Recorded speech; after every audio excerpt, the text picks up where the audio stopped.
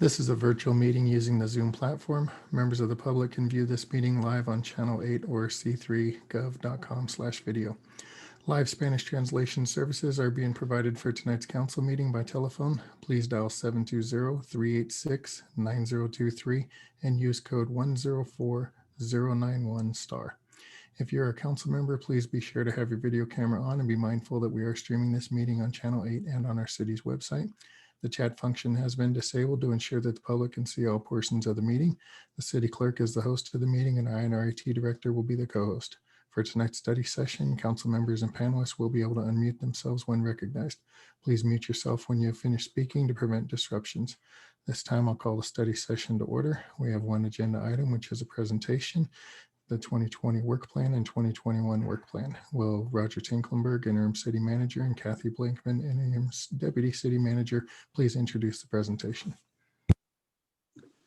Thank you, Mayor. Good evening, Honorable Mayor and City Council. John, would you please share your screen and pull up the presentation? I will as soon as the host enables screen sharing.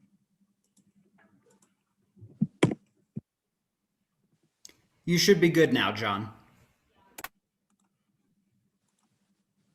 All right, how's that? Perfect. Next slide, John. So Kathy and I will present this slide deck, which provides a high-level summary of the other documents that were attached to the packet for this evening's meeting. At the end of the presentation, we're happy to answer any questions you may have. And then following that, then June Ramos will facilitate the council's discussion of your expectations for 2021.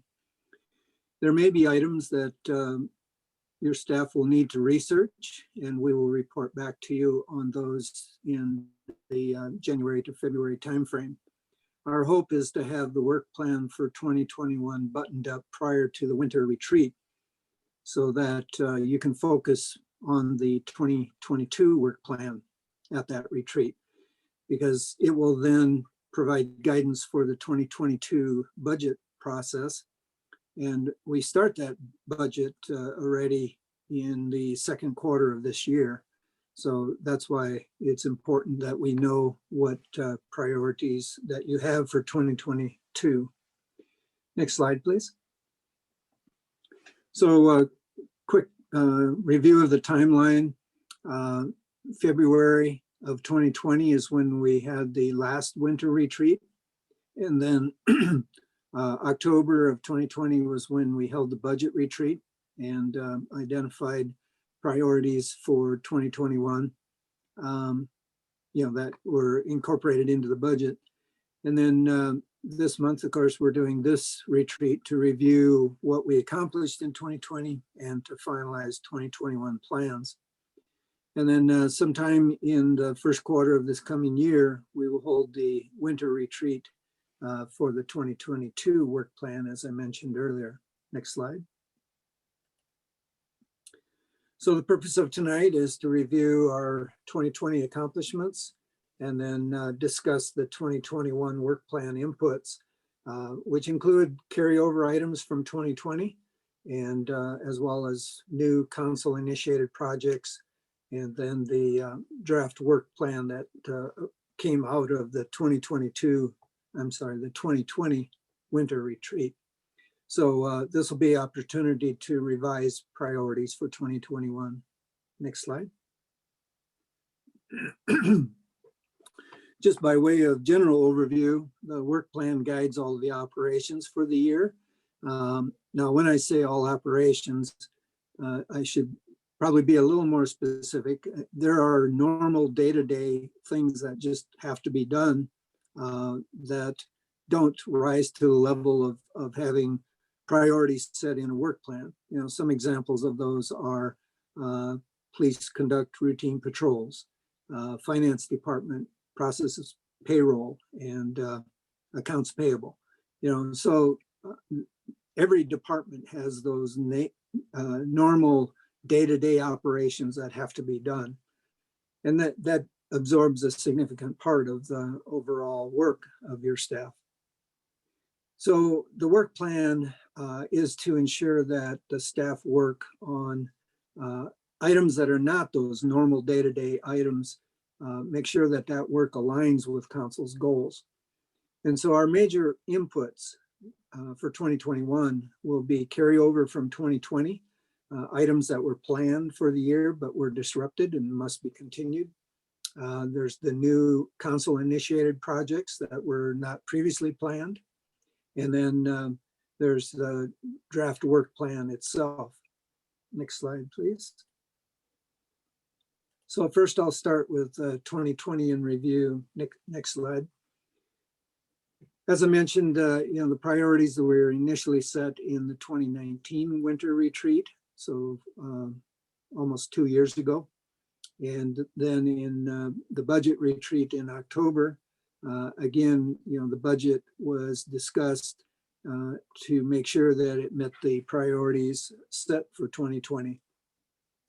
And the work plan was on track until March of this year. Next slide. Operations certainly had to shift to adapt to the new environment. Some examples are restricted access to facilities, social distancing, personal protective equipment for employees. Remote work became a thing. Everyone who could work remotely started working remotely. So they had to take computers home, set up home offices, set up drop boxes for submittals of permits and development plans, that type of thing. There were new priorities. For an example, many of the Parks and Recreation golf planned recreation programs were canceled. Some were continued in a very reduced format. Staff had to focus on both public and staff safety. And so that entailed adaptations to facilities, as well as new cleaning routines, that type of thing. Another new priority was the business assistance that had to be provided for existing businesses. Some of the unplanned projects were the grant programs that were set up, software and hardware acquisitions as examples. Next slide. And then there were COVID generated projects for 2020. And there were dozens of those. For example, we distributed 2.24 million in grants to businesses and individuals impacted by COVID-19. We started doing virtual building inspections. There was a virtual town hall, police town hall. Provided vital aid to the community, such as expanding outdoor dining permits and getting information out. And also there was disruption to previous plans. So in summary, COVID-19 really rocked our world. And yet, in spite of that, we handled 420 council action items. That was as of this morning. Community Development and Public Works processed approximately 5 million square feet of industrial and warehouse facilities. They handled a workload of 165 to 172 land use cases all year. So that was an ongoing process where one would be taken care of and another one would come in the door. They also issue building permits for 1,111 residential permits units. And so, many more residential units were added to the city in this past year. And of the 840 tactics that were identified in the 2020 work plan, over 50%, just slightly over 50.4% were completed. 20.7% are on track and 12.8% had some disruption. So in spite of the upheaval, we still got a lot done. Next slide, please. Now turning to the council goals, next slide. We have the existing 5 goals, and I know council wants to revisit those. Our plan is to revisit those at the winter retreat coming up in the first quarter. of 2021.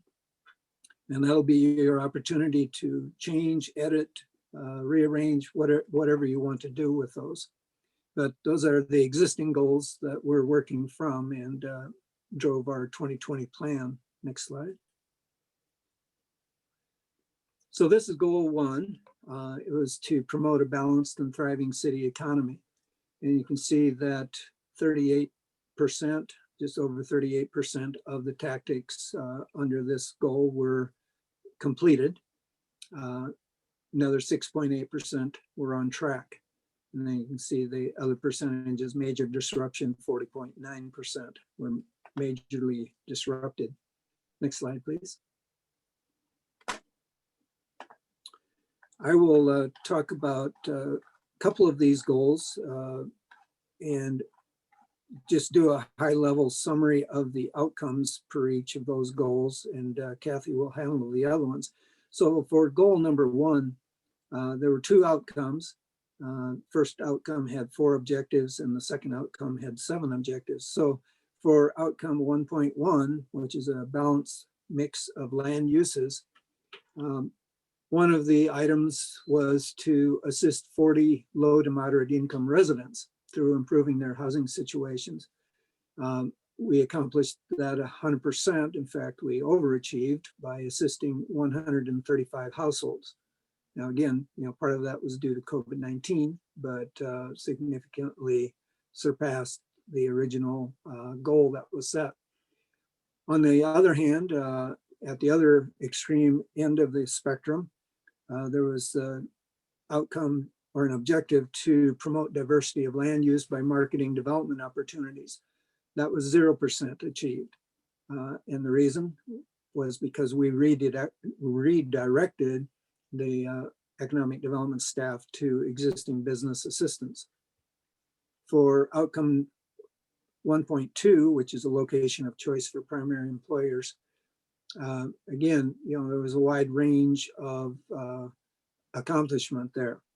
On the one hand, one of the objectives was to develop a plan with new and alternate strategies for retail attraction. The tactics called for hiring a consultant and preparing a retail analysis. And we achieved that, as well as purchasing a business list for direct marketing, creation of a new Facebook page, purchase of a marketing app to showcase properties, and set up a website for COVID-19 information. And then, there was others that were partially achieved. One example is enhanced business engagement to recognize and address existing and emerging business needs. That was achieved at 44%. And again, because staff was shifted to establishing grant programs, and they reviewed 204 applications with 153 grants, distributing $824,000 to community businesses. And then at the far other end of the spectrum, there was the objective of updating the city's economic development strategic plan in conjunction with other city departments. Now that was delayed because the whole comp plan has been pushed back. And so that is scheduled now to be completed in 2021. Goal number 2 is basically the area that Kathy oversees, and I'll ask her to give you a quick update on that one. Good evening, Mayor and Council. I'm going to go over goal 2. I won't be going into this again in a lot of detail because we're going to be looking at this separately when we get through the presentation. But with goal number 2, you can see that there was quite a bit that was completed, more than half, with a good deal of it being on track. And while we did have some disruption, you can see also that there was relatively minor disruption in this particular area. Next slide.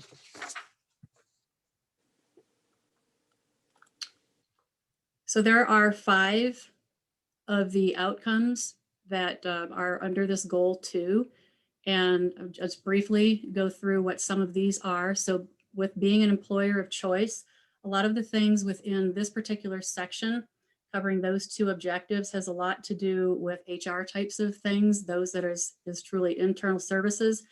They were able to complete their objectives, both of them, at 100%. And the first one is maintaining full-time employee vacancies under 9%. There's so much that goes underneath that. And if you would like, when the presentation is over and we go through these in more detail, we can discuss exactly what those things are. But it's everything from when someone first starts looking at a job within the city of Commerce City, all the way to after they actually leave, and a variety of items that are in between. On the 2.2, which is a healthy and safe workplace, you can see that there's 3 objectives that are there. I'm sorry, that's actually 2 objectives that are there. It's a typo. And those are more than anything under workers' compensation types of things, our safety plan, our wellness plan, and those were met at about an 89% completion. The biggest thing here that we have to be proud of is that the what's called a compensation experience modification rating, or a rating that's given to us on how we are handling workers' compensation claims, as well as the number and severity of those, has been significantly and progressively going down over the years. And last year we were at anything under a 1.0 is really, really good. And for us last year in 2019, we were at 0.8%, and this year we're down to 0.77. Several years ago, we were up in the 1.3 range. So this has been a significant work that's been done there as well. Under 2.3, reliable, scalable, available, and secure technology. A lot of the things with these 3 objectives has to do with the IT department, and they are shooting for a very high technology infrastructure availability. They have met that pretty much. There's a lot of projects underneath that they did not get to accomplish. But nonetheless, they were able to keep us up and running in a very different environment than they have had to support employees or the organization before. You're going to hear a little bit more too about the security that has been challenging us recently with the increased cyber attacks, and there's a lot of work that needs to happen in order to keep us secure in that way, and they're on it. 2.4 is efficient and effective business processes. There's 9 objectives that are there, and they're split amongst various departments. A lot of this does have to do with the great work that Dylan does for us every day as it pertains to making these meetings happen for us, up on online, getting things done in a timely fashion. There are some things that were completed at 0% because there was no time to look at, for example, 3 specialty licenses, which was a goal of the city clerk's office. But there's other areas within here that have been at a much better percentage completed. IT has, again, there's a lot of things that they've been wanting to work on with evaluating some of the current IT systems. Those were not able to get done. They were about 68% in progress. And there was a lot of disruption that had happened within the IT group, and yet they were able to focus very strongly on priority 1 and priority 2 incidents. And they have some definitions that are involved in that. But between that and cybersecurity, that is what drove a lot of the 2.4 objectives. And then under 2.5, there are 6 of them under financial compliance and stability. A lot of that is driven primarily by finance. And that has everything to do with the work that they're doing with our taxpayers, and with doing the budgets and trying to get those done for the first time. Many of them virtually, nobody coming on site. And so there's a lot of work that has happened there, and varying percents that we can discuss in more detail later if you choose, as to how some of those various objectives were actually met. And then they also were at 0% from the standpoint of being able to demonstrate compliance with the procurement policy, because the determination was made, since no one was in the office, that it would really not be possible to complete a security or a financial audit of the entire organization for how they worked with the procurement audit. So with that, I'm going to pass on the next slide. Please, John, goes to Roger. Good evening again. So this is develop and maintain the public infrastructure. And you'll note that 49.9% of the tactics were achieved. To give you just a couple examples of the first outcome. Next slide, please. So in outcome 3.1, give you an example of to initiate infrastructure construction for the Mile High Greyhound Park. That was 100% achieved. In between that 100% and zero is develop and maintain proactive code enforcement programs. And that was 40% completed. However, in completing the 40% of the tactics, they did achieve 93% compliance rate on 3,475 cases. So, just a percentage is somewhat misleading sometimes. Another one that's in the middle is maintaining the city's drainage and stormwater sewer system by collecting and disposing of at least 40 tons of debris. The overall rating shows 43% progress. However, they ended up collecting 82 tons of debris and street sweeping. So again, the percentage can be misleading. Next slide, please. Oh, I'm sorry, I meant go back one. I'm sorry. Thank you, John. Outcome 3.2. There we secured funding for $3 million worth of regional transportation improvements. The goal was $4 million. So we achieved 75% of what we set out. Also, one of the objectives was to widen 88th Avenue, and that's a multi-year project. And that's to be completed by December of 2023. We're at 15% progress at this point because of the initial environmental assessment and preliminary design is at 75%. Same thing with widen Rosemary Street. That's from Highway 2 to 88th Avenue.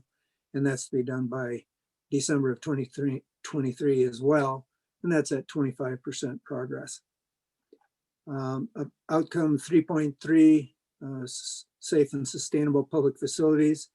Again, one of the objectives is to maintain the city's improved pavement at an average pavement condition index of at least 60. So there's a numerical rating that occurs for all streets. And that was 100% completed for 2020. And then also complete all phases, approved phases of the capital improvement program on time, on budget. And we made 77% progress on that. The Fulton Ditch Bridge was delayed, and also the train foe project was delayed due to lack of traffic. And the 104th signals were delayed because of difficulty in obtaining the steel for the poles and mast arms. 3.4, high quality natural and built environment. We completed all phases of the capital improvement projects. We made 27% progress there. For example, Veterans Memorial Park was completed. Also, the Eagle Point projects were completed, but the 27J ball fields were delayed and the Turnberry Skate Park is in design. Another objective was to accomplish one update to the land development code in 2020. That has not been accomplished. Work was done on it, and that will be accomplished in the first quarter of this coming year, but not accomplished in 2020. And I just got a note from Joe saying that as of now, we've received 5.5 million in grants. So new update. Thank you, Joe. Sense of historic and cultural significance. We increased the public art collection, and that was 100% achieved because we actually did more than one, which was the goal. We installed 3 new artwork pieces.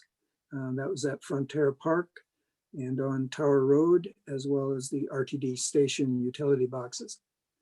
On the other end of the spectrum, there was the outcome of creating a cultural master plan, and we've had 0% progress on that, but council did approve hiring a consultant in 2021. With that, go ahead and go to goal 4. That's Kathy's.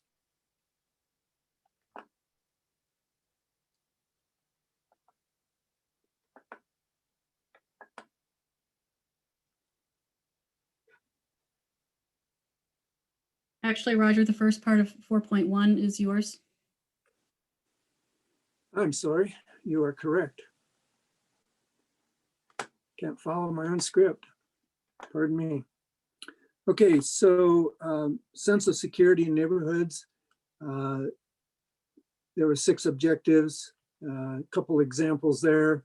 We did reduce the level of family-related violence.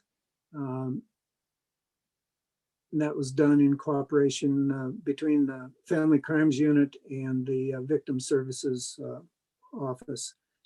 They were also working with the district DA. Identify and remediate 10 illegal residential marijuana grows. We've accomplished 50% progress on that. Now, again, that's a little misleading because 25 residential search warrants were executed with dozens of arrests. And then reassessment of civilian personnel, 0 progress there because work was suspended until a CSO supervisor can be hired. And then for outcome 4.2, fair and impartial administration of justice, there were 2 objectives there. One example is provide all audited businesses resources that enable them to exercise options to resolve tax assessments. And again, that was done both by providing information directly to the businesses, and then also the city's website holds valuable information for them to review and use. Outcome 4.3, 5 objectives there. I'll give you a couple examples. Increase the available pedestrian network by 1,000 feet. That was 100% accomplished. In fact, the network was increased by 1,875 feet. So almost double of what was set as a goal. And then another one was to reconstruct at least 20 pedestrian ramps. Those are the sidewalk ramps to be compliant with the ADA requirements. And instead of 20, they did 33 ramps. So again, more than 100% compliance.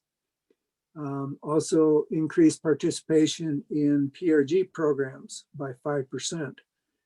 Now they did all the work, so they had 100% progress on the objectives, on the tactics, but the objective was not achieved. And the reason for that was because of the decreased participation due to the health restrictions due to COVID-19. So again, you know, the percentage can be a little misleading. The work was done, but outside forces overwhelmed that. Now I will turn it over to Kathy. Sorry about that. You can go on to the next slide, John. Thanks. Okay, so goal 5, you can see here also a lot was completed and or is on track for the balance of this year. We did have some major disruption, but overall this goal is looking pretty good for improving the community involvement and trust. So next slide, John. Thank you. Okay, some of them that are in here have, a lot of them have to do with the finance department, and also a lot has to do with community relations. And this has to do with getting information out and getting it out transparently and providing a full story for our citizens. And the finance department did get the budget published on time. And by the end of the year, by the end of this week, they're expected to complete the budget at a glance also. There's other reports that they will be putting out And they're hitting that particular objective, those objectives at 100%. So things like the comprehensive, well, the CAFR, that was already put out earlier this year and presented to council. And then within community relations, those folks were really busy, this as well as everyone else, but they had to shift a lot of gears so that we could move a lot of communications from being in-person types of meetings and getting folks together to doing so many things offline or online, and things like, for example, increasing how our citizens receive information. There was an increase in Facebook followers this year by 32%, and including Spanish interpretation at city council meetings and quasi-judicial meetings. Those are some things that were done to shift communications and provide more transparency to more of our citizenry. And we also were working on communicating participation with city council community engagement events. However, those were canceled by, all of them had to be canceled earlier within the year. And so they deemed that as a 0% that was achieved. So we did have some mixed results in there, but that was quite a shift over for the community relations folks in their communications. And then in 5.2, with the 7 objectives that are there, some also had to do with the city clerk's office. They're trying to keep the vacancies on all the boards and commissions filled. They did a pretty good job of that. And right now they're still doing some recruiting for some vacancies that had happened. They're, of course, getting their packets published 100% on time, as they had before. And then with community relations, they have been promoting the city's Cultural Council and Quality Community Foundation so that the residents can stay up to speed as to what's happening there. The Youth Commission program and activities, there was an update to their programs.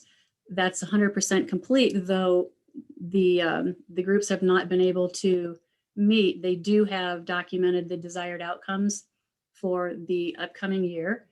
On the flip side of that, at a 0% complete, is creating an older or active adult master plan that identifies how the city is going to address the older population. The boards and commissions meetings were put on hold for the senior commission. And when they did resume, then the focus was shifted over to the community outreach to the senior population due to COVID-19. So those are some examples of some of the things that were done under 5.2. Next slide, please.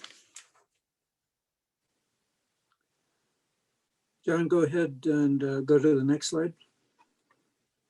So this is these are items from 2020 that are unfinished. So we're proposing that these items be continued in 2021. But again, that's subject to council direction. So some of these major items are to continue to work on marketing development opportunities. Also to continue with the Aerotropolis marketing. And so, again, these are items that we want you to take a look at and review in light of the other items that are in the 2021 work plan and also the council's projects that you've asked us to take on. Next slide, please. So again, we have, 2.1, there's items there. Next slide, 2.3. Roger, if I may, Yeah. if I may, Council, this is also in some of the attachments that you got. We are going to go into this in a little more detail as soon as we finish through this presentation, and we will be wanting to hear from you as to how you feel your priorities are. So this slide really, these slides really right here are more for the citizens to be able to take a look at what it is that we're actually I'm going to be presenting to you next, and also to give you an idea as to the things that you'll be seeing in separate document. Sorry, Roger. All right, thank you for that. Next slide, John. Again, you see some items from goal number 3. Next slide. 3 continued. Next slide. And goal 4, there's an item there as well. Next slide. And then we have council initiated projects. Throughout the year, you directed us to initiate approximately 30 new projects. And 1/3 of these projects are complete or nearing completion. These projects do require adjustments to the work plan. And so again, as we look at 2021, what of these items should be prioritized over other items? And so it really comes down to priority setting in light of the budget and all of the different priorities that are competing for attention. Next slide, John. So these are projects that we've listed for you and when we anticipate either completing or initiating work on these.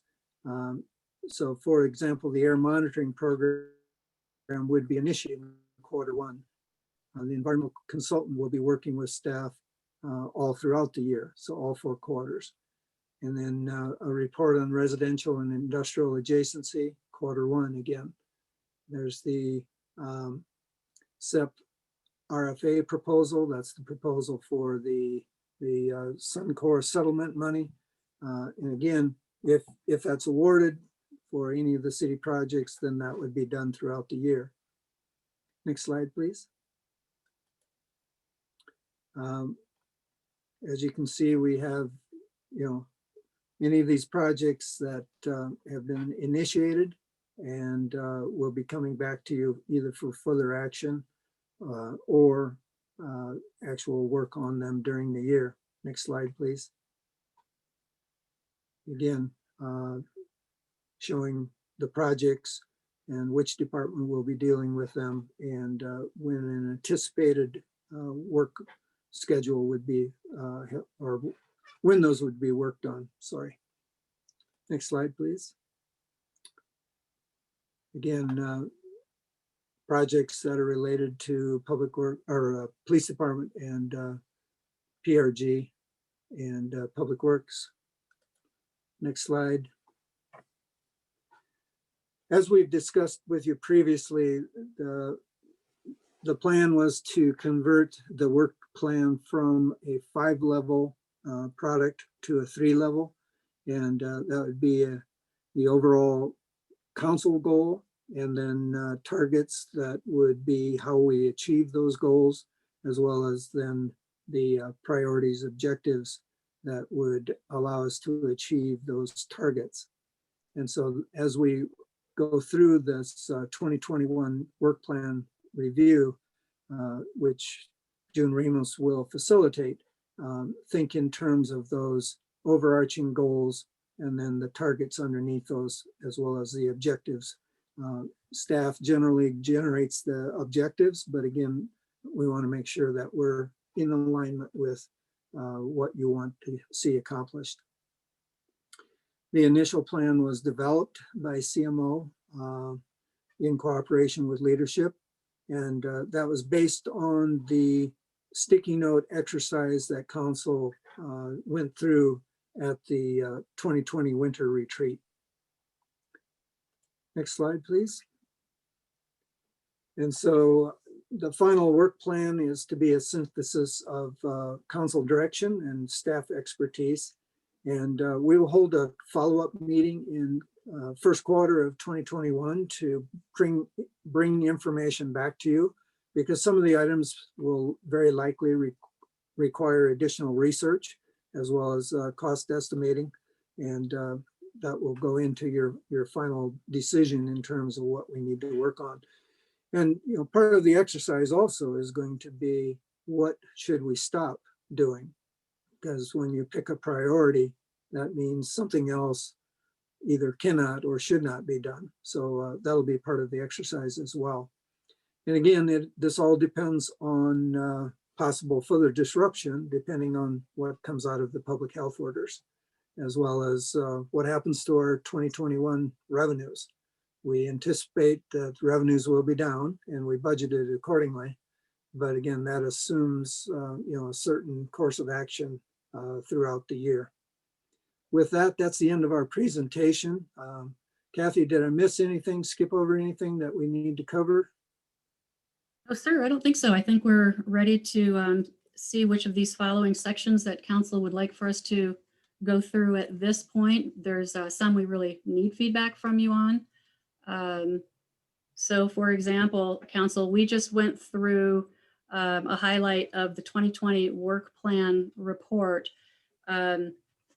I don't know if you are interested in going through that report in any further detail or whether or not you feel you got enough information that we should be moving on away from that to cover for you the 2020 COVID projects that we worked on.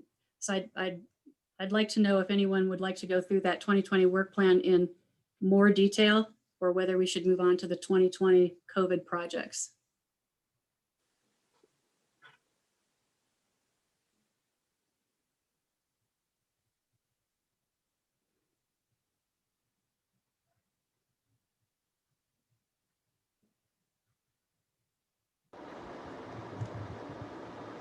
Mayor, is there anything further you would like to see on the 2020 work plan report? Or should we- Councilmember Madera has a question. Okay, I can't really see that here, so I apologize. Yeah, so my thing is we should probably go over more in detail anything that you need further guidance on. So Okay. if that's coming out of that 2020 work plan, then we can cover it there, or if you have it somewhere else, Roger, unless I hear something differently, I think that we should move past that 2020 work plan report and start into what some of the 2020 COVID projects actually were, cover that perhaps relatively quickly as well, because where we really want to get to is some of the carryover projects, the council initiated projects, and then that work plan, because those will be the ones that are really going to, that we need further guidance on to move forward, if that works for council. Okay, it looks like that'll work. And obviously, this is your meeting. Please do jump in and let us know if we're not getting you the information that you need at this point. So for 2020 COVID projects and activities, again, Roger and I will split these out based on our various departments. These were some things that our organization worked on that were not originally necessarily in the work plan. Some of them were done differently based on the change of environment. But these are some of the projects that were related to COVID or activities in order for us to morph our original planned work in order to meet the needs of our community and meet the needs of the business that we have that goes on from day to day. So for example, under the city clerk's office, they spent a lot of time needing to morph the way that they do their work so that they could manage virtual meetings. And that had to do with more than just the council meetings. It had to do with business licensing and training with boards and commissions. And there were so many things that had to change within Granicus to, for example, get some e-comments and make sure that the council meetings could continue to run very, very smoothly, and do that in a Zoom webinar or a virtual environment. And so that's a lot of what the city clerk's office had done, in addition to the other things that they had on their plate that they had planned to do. With that, Roger, I'll pass it on for community development to you. Sure. Again, there it was items in response to COVID-19, such as establishing an online forum to allow people to request a building inspection, electronic submittals for development applications, many type of things such as that. We transitioned neighborhood services to a 7-day work schedule to allow all week coverage basically. And we coordinated with a third-party vendor to administer and disperse $500,000 in mortgage and rental assistance. So again, many different projects that were taken on that were not in the original plan. Go ahead to the next page. Thank you. Electronic building inspection report. We did complete the comp plan contract, and so that's underway. There's also basically updating the whole public virtual meetings procedures for Planning Commission, Board of Adjustment, and the Derby Review Board. And then community relations. Go ahead, Kathy, if there's anything there you want to cover. And as you can imagine, community relations was also very busy taking some communications and helping to figure out how to make those work going out externally. And they were very much in support of the EOC, helping to not just set up the Emergency Operations Center, but helping to create and implement the crisis communication plans and updating the web pages that are associated with that for not just the city, but PRG and ED as well. And they researched and implemented a lot of new virtual meeting tools in order to coordinate those communications. And of course, they were heavily involved in the community grant assistance communications and actually administering the family, childcare, and nonprofit grants that we had come up. Roger? Yeah, for economic development, obviously there was an entire pivot to their program, and the main focus was the business assistance, and that was done through setting up the various grants, both for general businesses as well as restaurants. And then they also had to take care of the basically the application management and reporting on the grants that were given out for CARES Act. And so that was a cooperative effort between economic development and the finance department. They also created a new webpage, as I mentioned earlier, for COVID-19 assistance, and then helped businesses with COVID grant applications. They also created a restaurant guide to assist the restaurants. So again, many different projects that were taken on and accomplished in response to the COVID-19. Next slide. Or next page, actually. Finance, Kathy, you want to talk about that a little bit, and human resources? Sure. Finance had to do a lot of things differently this year.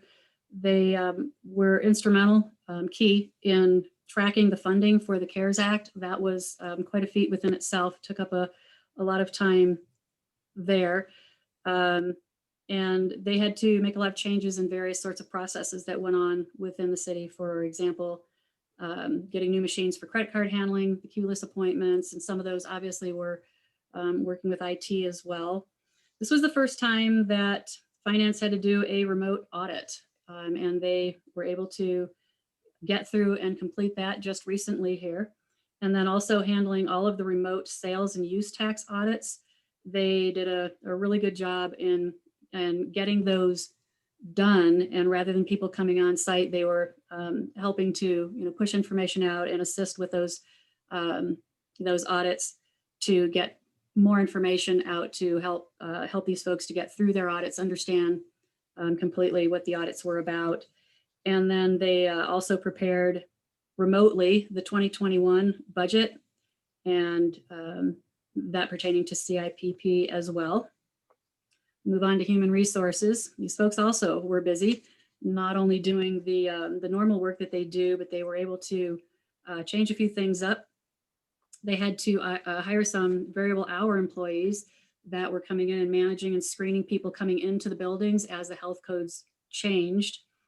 And that also had to do with processes and policies.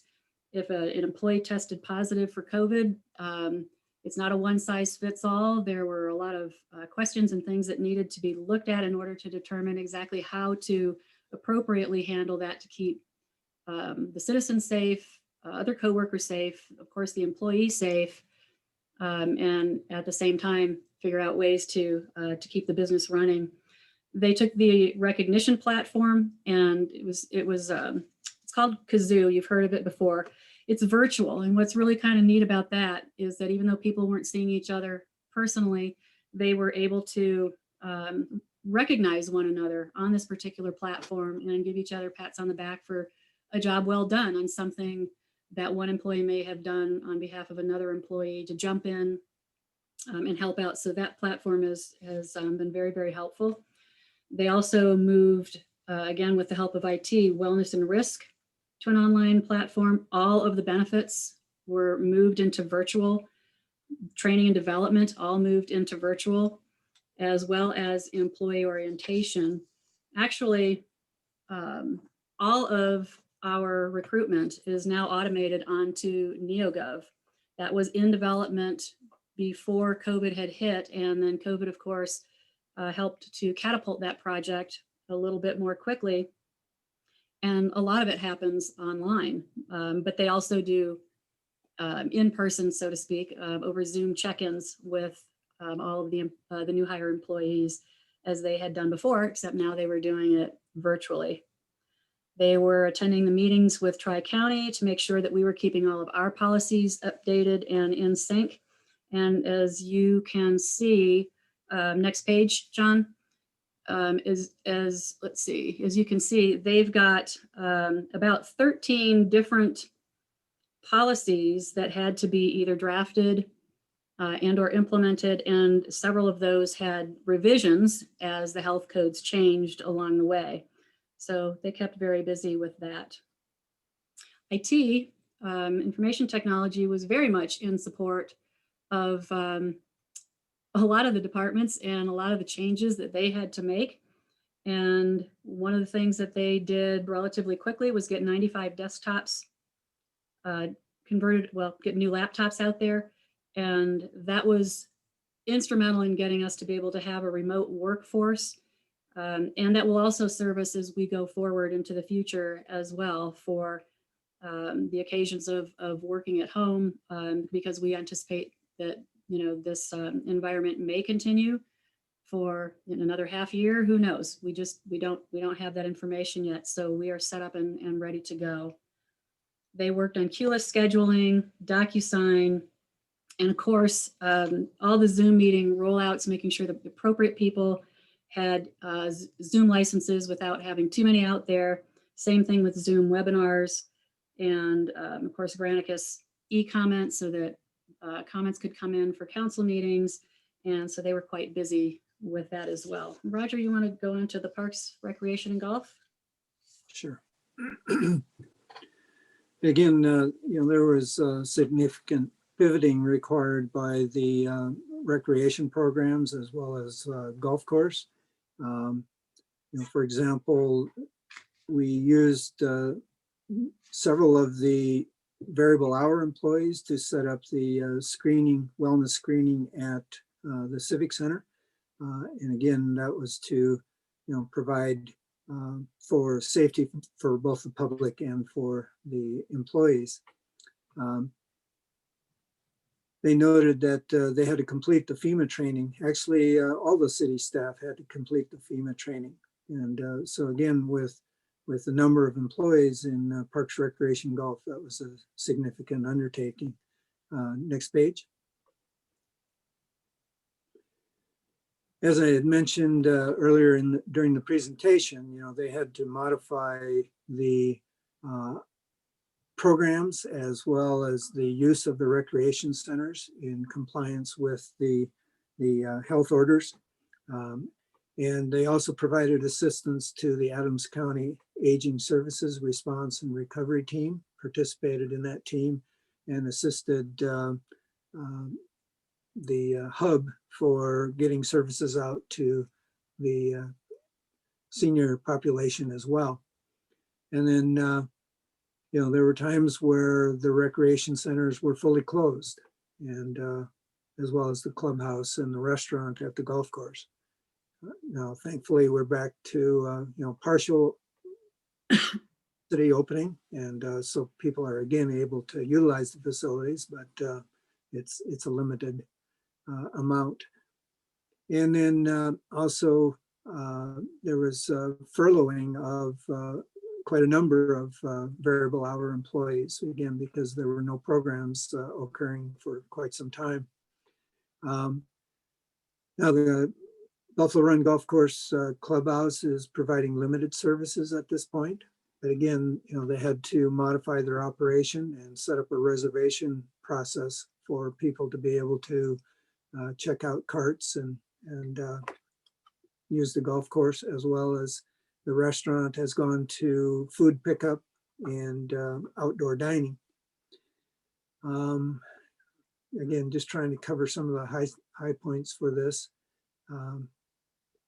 Started working on Homeless Navigator program, and also, we were able to complete the Veterans Memorial Park and have a reopening. Next page. The South Platte River Corridor Master Planning Team was established, and that includes Commerce City. So that'll provide additional coordination for, reserving and conserving property along the river corridor. Police, there was heavy overtime due to COVID impacted officers. So whenever an officer was exposed and needed to go into quarantine, then unfortunately we had to call in other officers to work overtime to cover that shift. In addition, they set up the EOC, which is the Emergency Operations Center. And so we ran all of the expenditures for CARES Act type of activities, anything related to providing higher level of cleaning and personal protective equipment for staff. We ran all of that through the EOC. And again, that allowed us a centralized tracking. And that was done in cooperation with the finance department. And then also, we've continued to hold weekly EOC updates citywide. And then Public Works, there again, they had to modify the heating, ventilation, air conditioning systems to provide a higher level of air circulation through city facilities, and work with the various vendors in accomplishing that. And that requires modifying the programming then for all of the HVAC as well. Again, trying to cover some of the high points. They installed custom cut high efficiency filters for all of the return air units. And then they also had to install COVID related signage in the parks, along trails, and at the facilities. I mentioned higher level of cleaning before, so a number of things were done in relation to that. And also modified the courtroom to ensure social distancing within the courtroom. Next page, please. Again, many other required modifications to facilities, cleaning systems, that type of thing for responding to COVID-19. They also implemented remote permitting and licensing at the Municipal Service Center as well, just like community development did in the Civic Center. They also went to remote meetings and developed and implemented a CIP invoice payment request process that could be handled remotely. Next slide, or next page, please.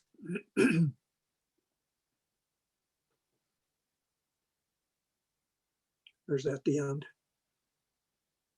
That's the end. That's the end of that. Let's move on to the carryover from 2020 to 2021. Kathy, my voice is going, so you want to kick it off? Sure. Okay, and June, this is where we'll probably want some of your help in determining how we might want to handle these next few documents. So the next three documents that we have. Kathy, can I interrupt you for just a moment? Sure. Because I do want to support the process, but before we jump in, I thought it'd be helpful to say, first of all, hello and thank you for allowing me to participate and work with you. Several of you are familiar to me because we got to work together last year on the performance evaluation project, and there's some new people here. But Kathy, I did want to just talk a little bit about my role and how I fit into this process. And so thank you for the big overview, Council. I don't know about you, but I'm impressed about the amount of work that got done during an extremely tough year. And to start with accomplishments is pretty important, because we need to applaud the hard work of all of the employee members of the city operations to get that work done on top of all the challenges. Our goal to this evening is to take what you just heard in that big picture overview, and you have a better idea. You had a good idea before you came to this meeting tonight, but to have an even better idea of the breadth and scope of the work that is ahead of Roger's team in the entire city. And it requires the guidance and the thinking of the council to help prioritize that. So what we're going to do in terms of agenda is to look at the carryover projects from 2021. And part of the process was to identify from a staff perspective, is the item a high, medium, or low priority, just from a perspective of knowing what else is on the table. So in a moment, we'll come back to that list and ask for your insights and thoughts. Do you agree with staff prioritization? Is something missing? And please know that when we start talking about low priority, that does not mean that it's unimportant and should not get done, but in terms of rank order, so that Roger and his team can make the appropriate decisions about what needs to be done, how much staff, budget, resource allocation, what is the impact on the city, the community, the residents, and impact on workload. So we'll take a look at those council initiated projects, the carryover. We'll do a similar exercise with the council initiated projects, things that you brought forward over the course of the year. And these initiated projects have a varying level degree of completion. And there are some things that are still outstanding. And are these still the right things to work on? Those items that have a lower completion, now that you know what needs to still be done and priorities for 2021, are these still the right things to work on? Can they be stopped? Can they be postponed? Or do you have a high enough energy on them that you want to make sure that they are continued? So that will be another part of our discussion. And then we'll look at a proposed 2021 work plan, and we'll identify some key targeted objectives to accomplish the goals, the 5 goals of the council that are in front of you today. Now, my role is simple. My job is to make sure that we have all the right participation and the right conversation, and that we keep our conversation at that higher strategic level rather than tactical, and not how we're going to get the job done. That is the role of the CMO's office to make a determination of the actual work plan implementation plans. My job is to help you manage the time and the process that we've created for you. And during our discussion, Kathy and John, and I believe Annette, will be taking turns. They're all going to be helping. Actually, not Kathy, because she's going to be an active part of the conversation, but John and Annette will be taking notes to track our decisions. This is not a vote. We're looking for consensus at this point. But Mayor, occasionally we may want to ask for a straw poll to say, gee, we don't have a majority at this point. Where do people stand? Just so that we get a sense of where we are in terms of our discussion and our prioritization. So before we jump into the next set of data, there was so much that was put in front of you. Are there any outstanding comments or questions before we turn to the carryover projects in that discussion?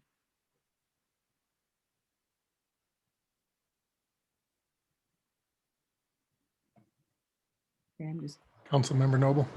thank you, sir. Yes, thank you very much. And I would like to echo your comments first, June. It really is pretty spectacular for sure what the staff was able to accomplish under very difficult circumstances. So thank you very much. I know the whole city's appreciative. I'm a little bit confused though. So there were things from 2019 that were decided in 2019 that were supposed to be accomplished in 2020, but there was a percentage of those that weren't accomplished. Are we looking at those that weren't accomplished as to whether they're still a priority or whether they should still continue on, or are those being discarded? I'm not clear where we are exactly. Thank you. So the sheet or the document that's called Carryover Projects from 2020 into 2021 list the things that we as staff thought should be looked at, and we put on it our rating of whether we thought it was a high, medium, or low priority. And so that's one set of information to look at. And then there's also the the City of Commerce City 2021 work plan, which is a spreadsheet that we'll pull up later. That is our best distillation of what came out of the sticky note exercise at the last winter retreat. And so those two documents will give you information to look at in terms of, you know, what we should be looking at for 2021. As well as the city council initiated. I'm sorry, I still am confused. The carryover projects from 2020 to 2021, are those the 30 that were council initiated, or are those something else? These headings are confusing me a little bit, and it's just me, user error here. Okay. So the carryover projects are the ones that were set out in the work plan for 2020, but were not accomplished completely accomplished in 2020. So we're proposing that those be carried into 2021. You're correct. There is a third category, which are the city council initiated projects, and there's 30 of those. So I was incorrect when I said we would look at 2 documents. We're actually looking at 3. You are correct there. So okay, good, because I would want those things included, because you have to balance. Right. And it's hard to tell where the time, how to even figure the time. I would say do everything, but that's not what you're saying to us. So how is it that we define, you know, what kind of a jar are we looking at? Is it a jar that has, you know, pints or cups, or, you know, how much can we fit in this jar? I really could use some help here. This is my first time doing this. Good. And that's a great analogy. You know, you use your jars, I use buckets, you know, and you've only got so much space in the bucket. And one of the things that I had an opportunity to talk in advance with the mayor and Roger prior to this meeting was tonight is, and Mayor, correct me and add to this if I don't represent it completely. We're going to start the conversation tonight and get as much done as we can in the time allotted. And once we make a determination of what is council's guidance on those the highest priorities, then Roger and his team can do some analysis in the next few weeks following this meeting, and then call a special meeting, Mayor, if necessary, for the city manager's office to then present to council and say, here are your higher priorities. To make these happen, this is what we think needs to occur in terms of cost and resource allocation. And these are the things that we think are possible. Mayor, did I represent that correctly? Thank you. Okay. The nodding of the head means yes, thank you. So, because my guess is after this evening, we're still going to have a ton of priorities. And Roger talked about the stop doing list. To make room for the things that you think are the highest priorities and what the city manager's office can do with current resources requires that prioritization and a hard conversation to say, if we don't stop this project altogether, then do we postpone it? Do we say it's still important, but it's not important in 2021? We may need to do it in 2022, and it would be part of our goal setting in 2022. And those are hard conversations to have because Councilmember Noble, just as you indicated, when you look at this list, there are some amazing things on this list. They all will move the needle toward excellence and success for your municipality. But you can't do everything. And you know the trite phrase, but I'm going to say it anyway. If everything's a priority, then nothing is a priority. And then what we don't want to do is burn out staff while they're trying to scramble and get everything done. And then we start losing high quality, high performing employees because their burnout and their breakout point is real high. So we want to make sure that there's the right balance between the right things to do and staff allocation. Is that helpful? Yes, that's helpful. And it is a little difficult to see on the screen because there are so many things Yes. to read them as well. It would have been, I would have loved to have known what I should print out in advance or something so I could actually read it. And Kathy, wasn't our guidance that if the council was also able to, they had the access to those documents as well, did they not? That they could have them in front of them, that they could launch that document on their own. Am I remembering that correctly? Yes, I believe it was a part of the council communication. Yeah, the packet had the presentation and the attachments to it. Yes, I understand, but if you're a new person, you need to know it's the same thing. If everything's a priority, which one is a priority? You know, if all of the documents, if there are scores and scores of pages, the slide presentation was 35 pages alone, 35 slides alone. So what do I print out?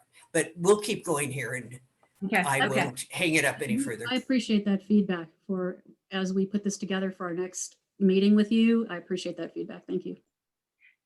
Yeah, so if you have the capability to click on the link and at least open that document and have it available, it might be easier, council members, to read that than rather, you know, because I'm also staring at my screen. I've got two screens here, so I'm looking at you all, then I'm looking at my screen to be able to read the small print. So on the shared screen. So if you're able to launch your own document, that when we go to that tab, then or the title of that document, it might make it a little easier for you to read it and scroll it on your own. John will continue to share the screen documents so that we have the right screen documents in front of us, but to make that easier. Yeah, and instructions might have been helpful to say, review this document, high, medium, and low has been provided. Your job is to do X, Y, and Z. So that is excellent feedback. Any other comments or questions before we jump in? Okay, here's the hard part, defining high, medium, and low. It's been, you know, for some of us, it's my pet project and whatever. So I'd like you to think of several variables and factors, and when you make your decision and raise your hand and say, yeah, I think that's a high priority. What will be the impact on the community? Is there a high, medium, or low impact? Some projects are going to have significant impact. Now, it may be 2 or 3 years in the making before we see that impact, but it will have a high impact and a high result. It will produce some desired outcome for making life easier, more efficient, or whatever for our citizen residents. How much time do we have? Is it the right time to do this? Is this something we should do now or in the future? You may not have the information about cost, but you may have a gut level response to say, boy, this is a big ticket item. And so, do we have the budget to cover it?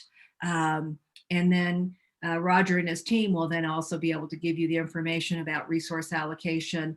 And do we have enough team members? Is this something that we can do with current team members? Or do we have to hire contract laborers and vendors and suppliers in the near future to help accomplish this, budget permitting?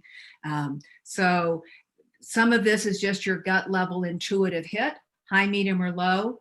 But I think that's a starting place. Does that make sense, council members, that that's what we're looking at? Okay. Okay. So I'll turn it back over to the slide or the document called Carryover Projects from 2021. And again, Roger and his team have taken a first look at, is this a high, medium, or low priority based on their current analysis. So as you listen to, I guess, Kathy, you'll start this. As you listen to the overview of the items on this list, here are some questions you should ask yourself in terms of, is this high, medium, and low representative of how I might deem this item? And secondly, what questions do I have about any of the items on the list? And so that we can have the right conversation. And then the process will be a quick overview by Kathy about what was put on this list. And then we can go through the items and ask which ones are your highest priority as you look at this, as you look at this list, and what you agree with and what you don't agree with. Okay, Kathy? Yes, thank you.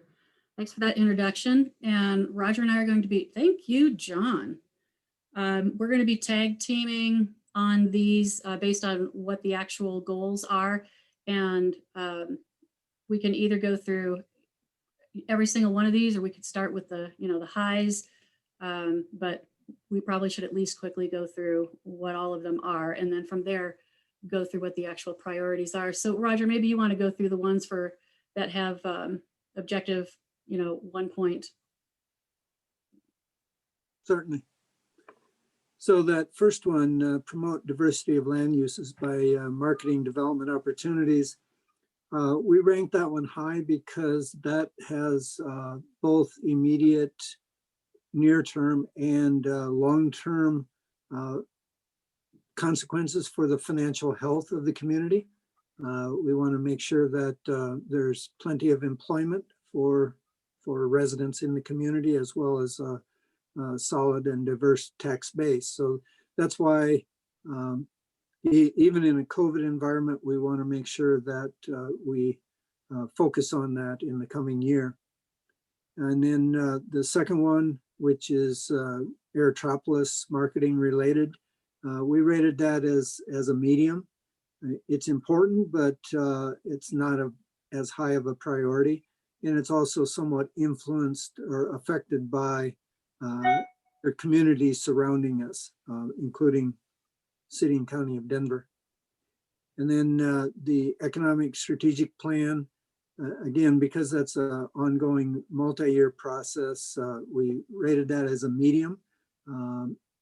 Needs to be done, will be done because it's budgeted and we have contracted for the service.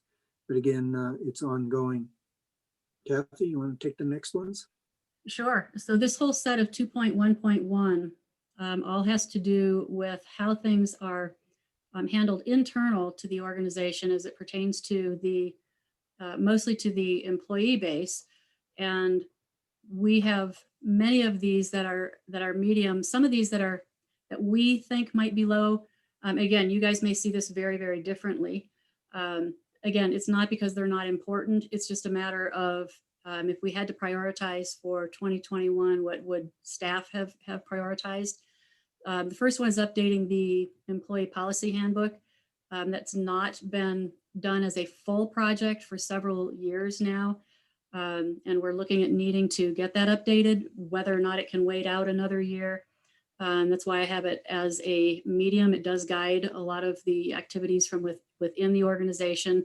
And there are several that are being updated live right now that will stay with us based on a lot of changes in law and in best practices.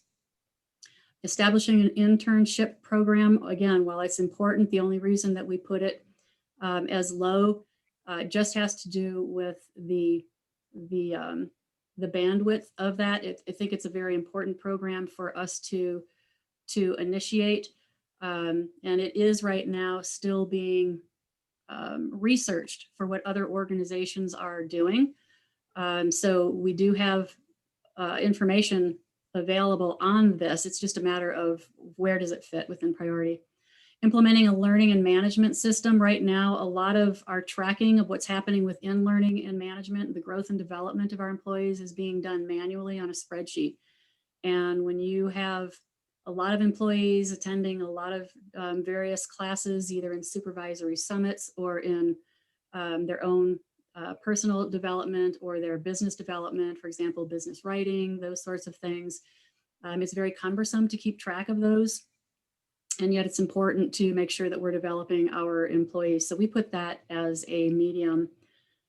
Implementing equity and inclusion priorities, high. We see that as being very high. This is something that the city has done some work on within the past, but it's time to make this official. We're working towards obviously towards a commission with this. We're meeting with various organizations externally that are handling this well. And so we consider the equity inclusion to be under the HR umbrella as perhaps one of the highest impacts all of our existing, our employees to be, our citizenry, because this equity and inclusion is not just internal to the city, it's also being looked at for the external as well, and making sure that those two programs are very much in sync.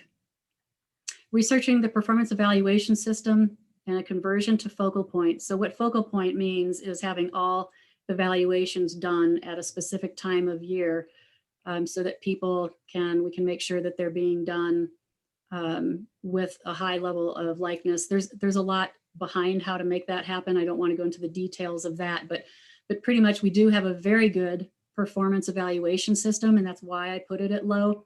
We have a very good system, which would certainly last us another year or two, but a lot of organizations are changing the way that they're doing their performance evaluation and performance management, and we do want to keep current, but again, we do have one that's working, and that's why I put that as low.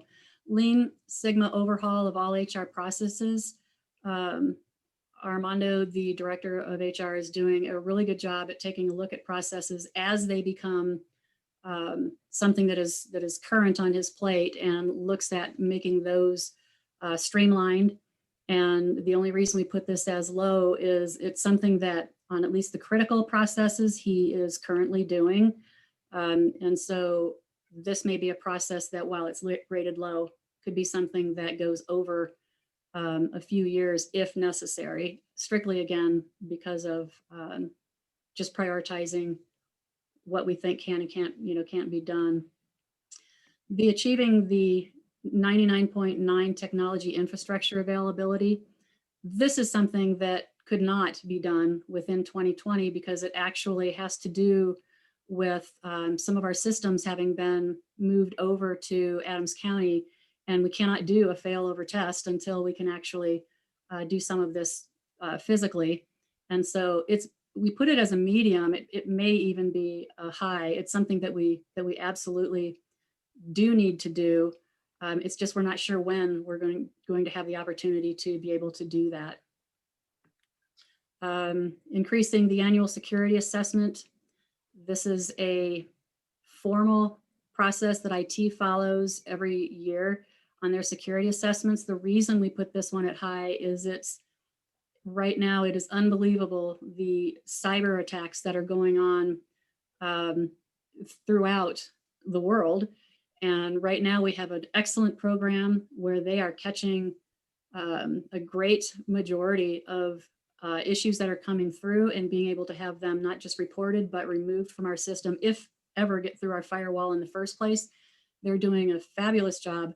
And that's something that I think that we really need to give them the room to be able to do their security assessments and make sure that some of the attacks that are happening are not happening on our turf, so to speak. That if the data, for example, is coming from somewhere, that it's not coming from any leak from within the city, and also that we would not be ever held for ransomware, those sorts of things. There's so much involved in this that we considered it as a high priority.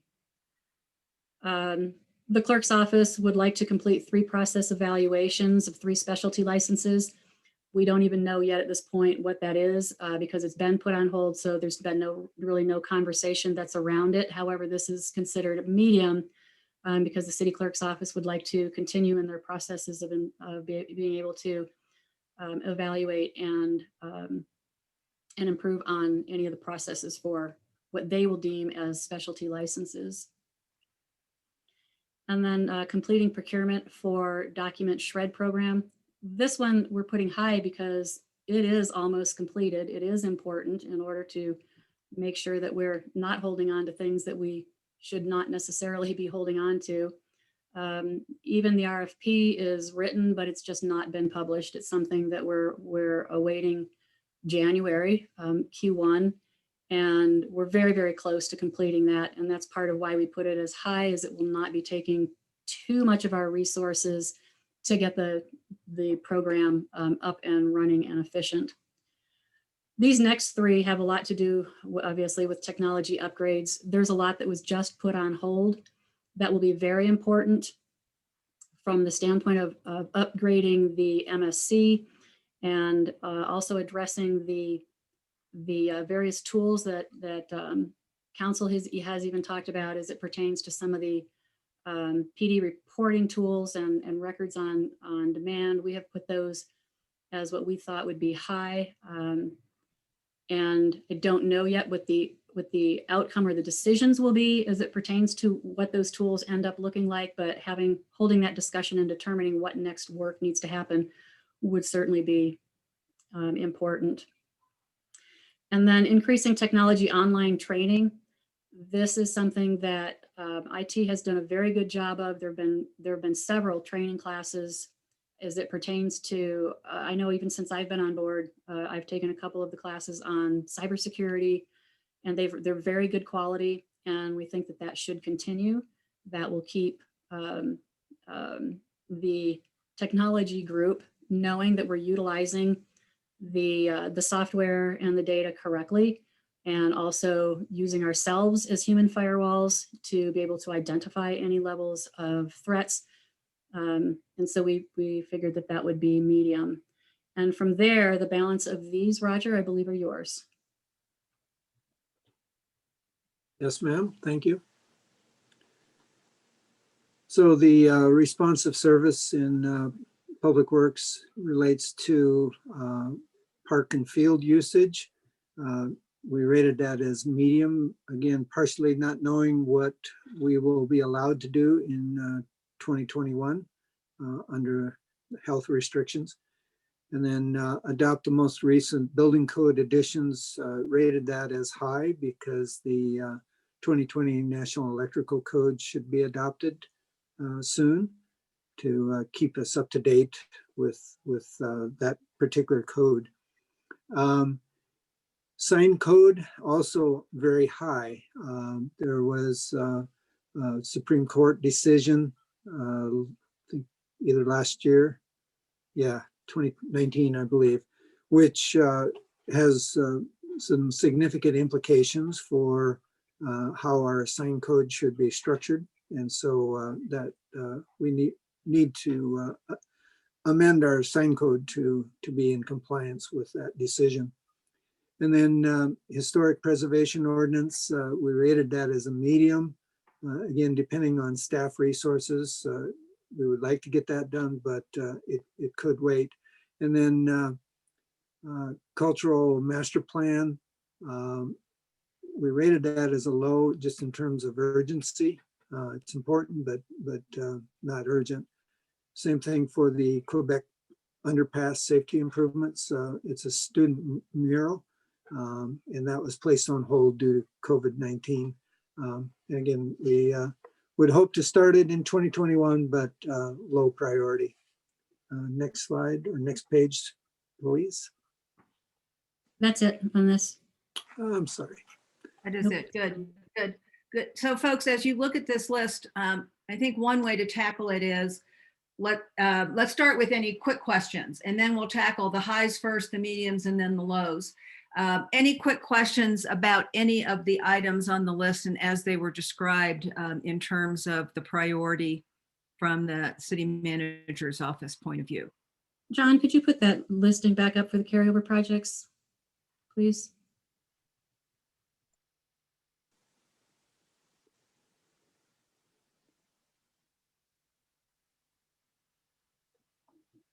Thank you.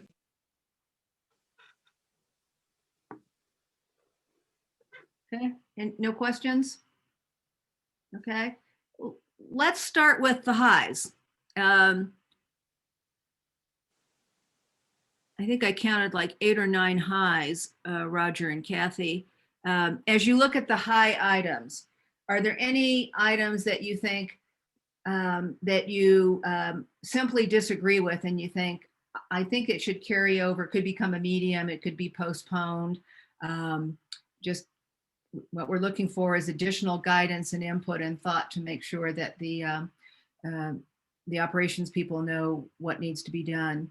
And any items that are low and then later medium, as we start trying to fit all the puzzle pieces together of other priorities from council initiatives and the 2021 work plan, then we can juggle back and forth and say, these are lower priorities and to make room for these higher priorities. So it becomes the job of Roger and his team to then come back to council with a modified work plan to say, based on your guidance, here are the items that we're going to tackle. And these were the high priorities that stood the test of time, as it were.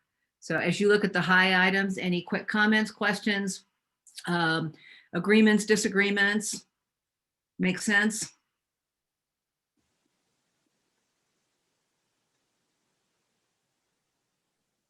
Councilmember Noble. Thank you, Mayor.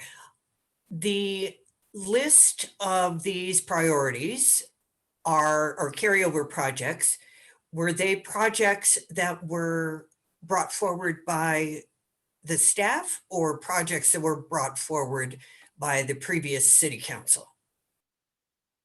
Initially, these were set up as basically strategies or tactics by staff to accomplish the goals set out by city council. These were things that were actually on that prior work plan to guide 2020. Right.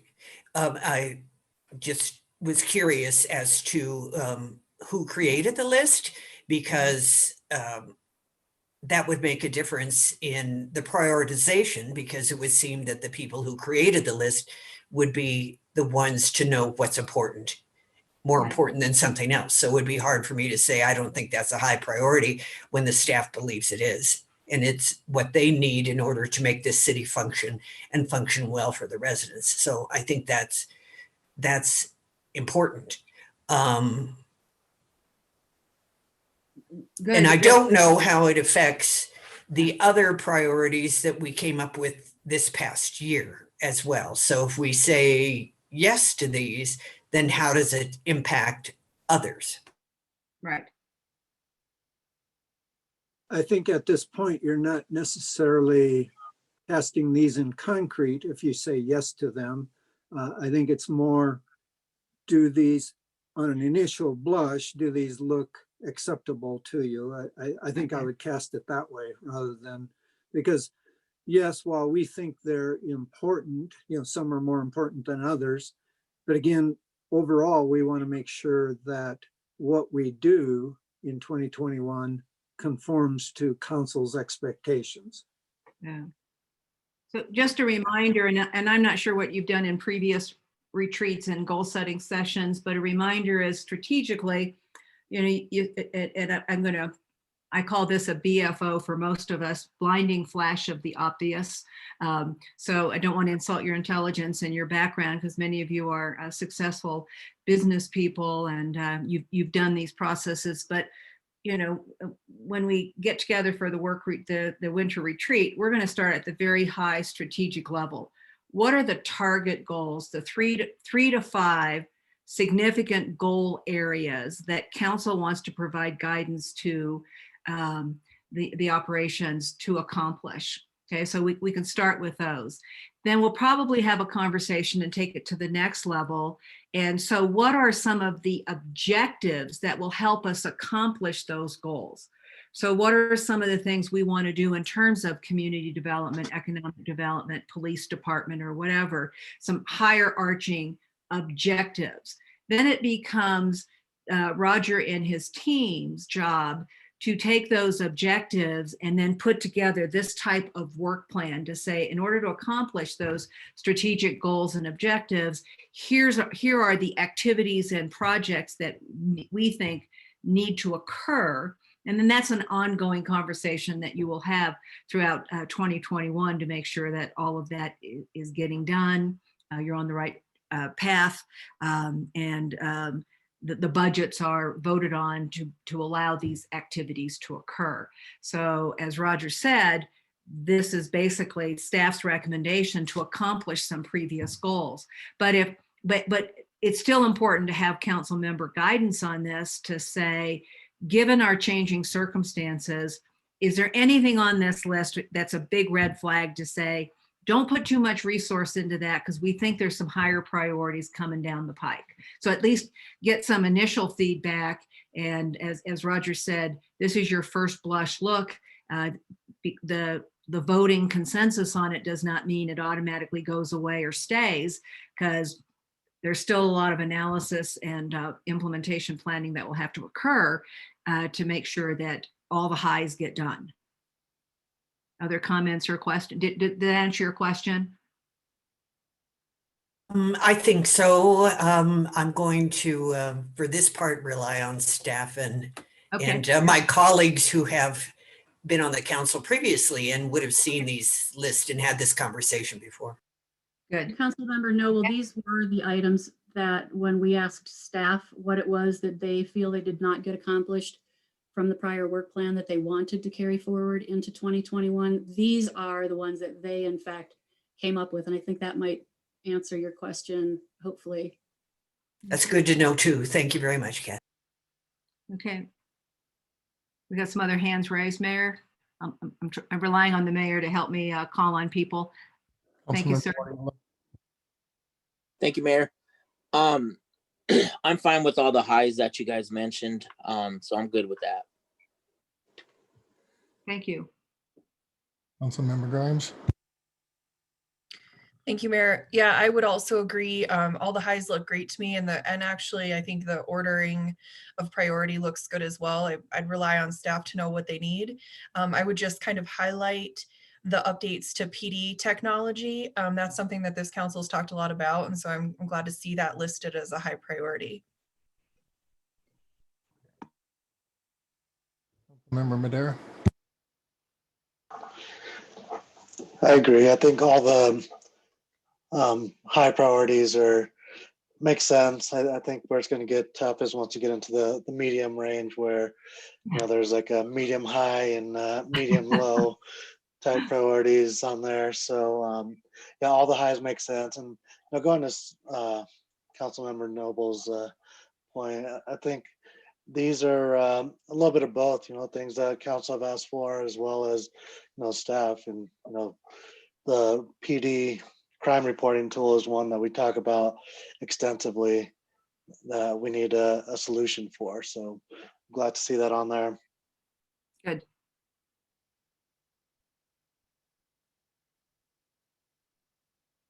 Councilmember Alan Thomas. Yes, thank you. Yes, I'm just agreeing with all the other council members. So just agreeing as well. Looks great. Good. A lot of thinking and discussion went into that analysis. So Councilmember Madera, as you said, the mediums become a little bit more tricky. It looks like most people have weighed in, not everybody. So any last comments before we move to the mediums? Okay, I guess I see a thumbs up. Councilmember Hurst, good, thank you. Okay. And Councilmember Smith, thank you. Now, so the mediums, that discussion is, maybe we can provide some focus to that, is to say, as you look at an item, look at it and say, yeah, can it stay in medium, or do you want to make a case for it to go higher or lower?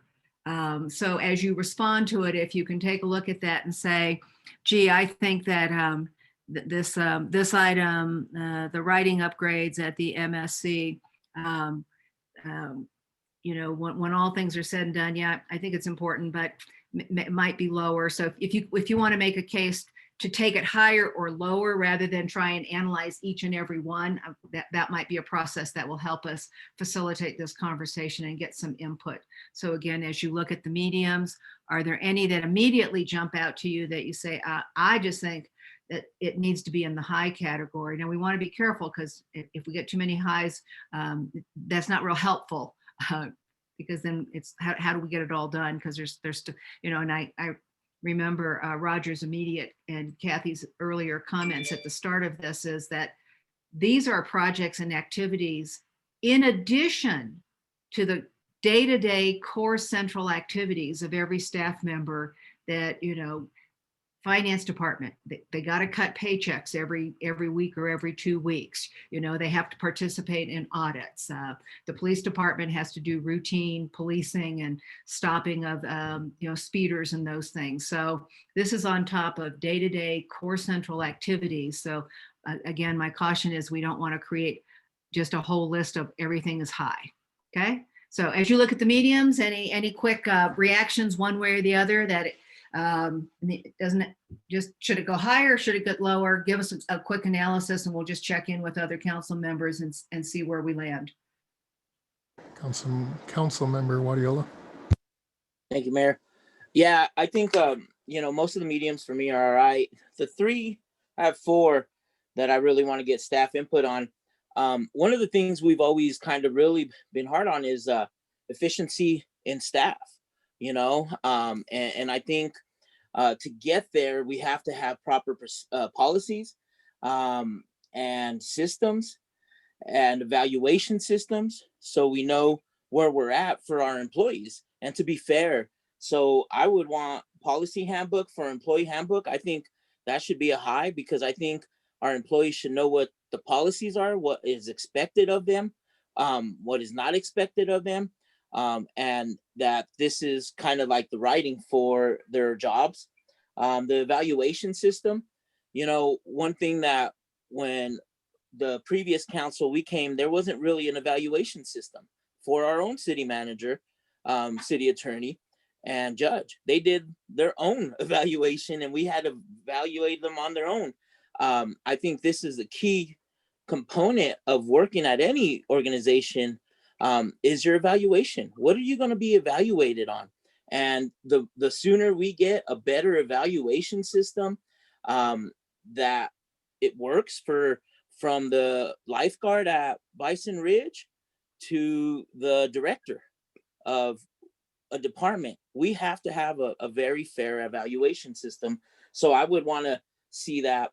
And then the overhaul of efficiency. That is one of the things that I know I've spoke with tons of our council member colleagues that said that some departments are not very efficient. It's just not in that department. And if we could get that, I think overall our employees are better trained, better evaluated. They know what's expected to them. They have policies that they have to adhere by. And the city runs a lot smoother than it has in the past. And the last one would be the increased technology on online training. You know, this new world we're coming into, I think as an educator, we're going a lot more online than we ever have. And it actually works for trainings, right? Some of them are at our own pace. So changing those, and I know it was postponed due to changing of the pandemic priorities, but if we're still relying on in-person trainings or and they have to come in, look at the resources we're going to be using for that if we can, instead of doing the online training system that IT could incorporate with our city. So those are the 4 that I would want high priority at this moment, because I think over seeing the big picture, that if once we get these implemented, well done, I think our city will be tons more efficient. Our employees, this could help them. So that's just my the 4 that I would want to hear discussion on. Reasoning of why it's medium. I know when it's medium or low, I think only one's low. But I think, or 2 of them are low, why we wouldn't want to be a priority. So those are the 4 I would want.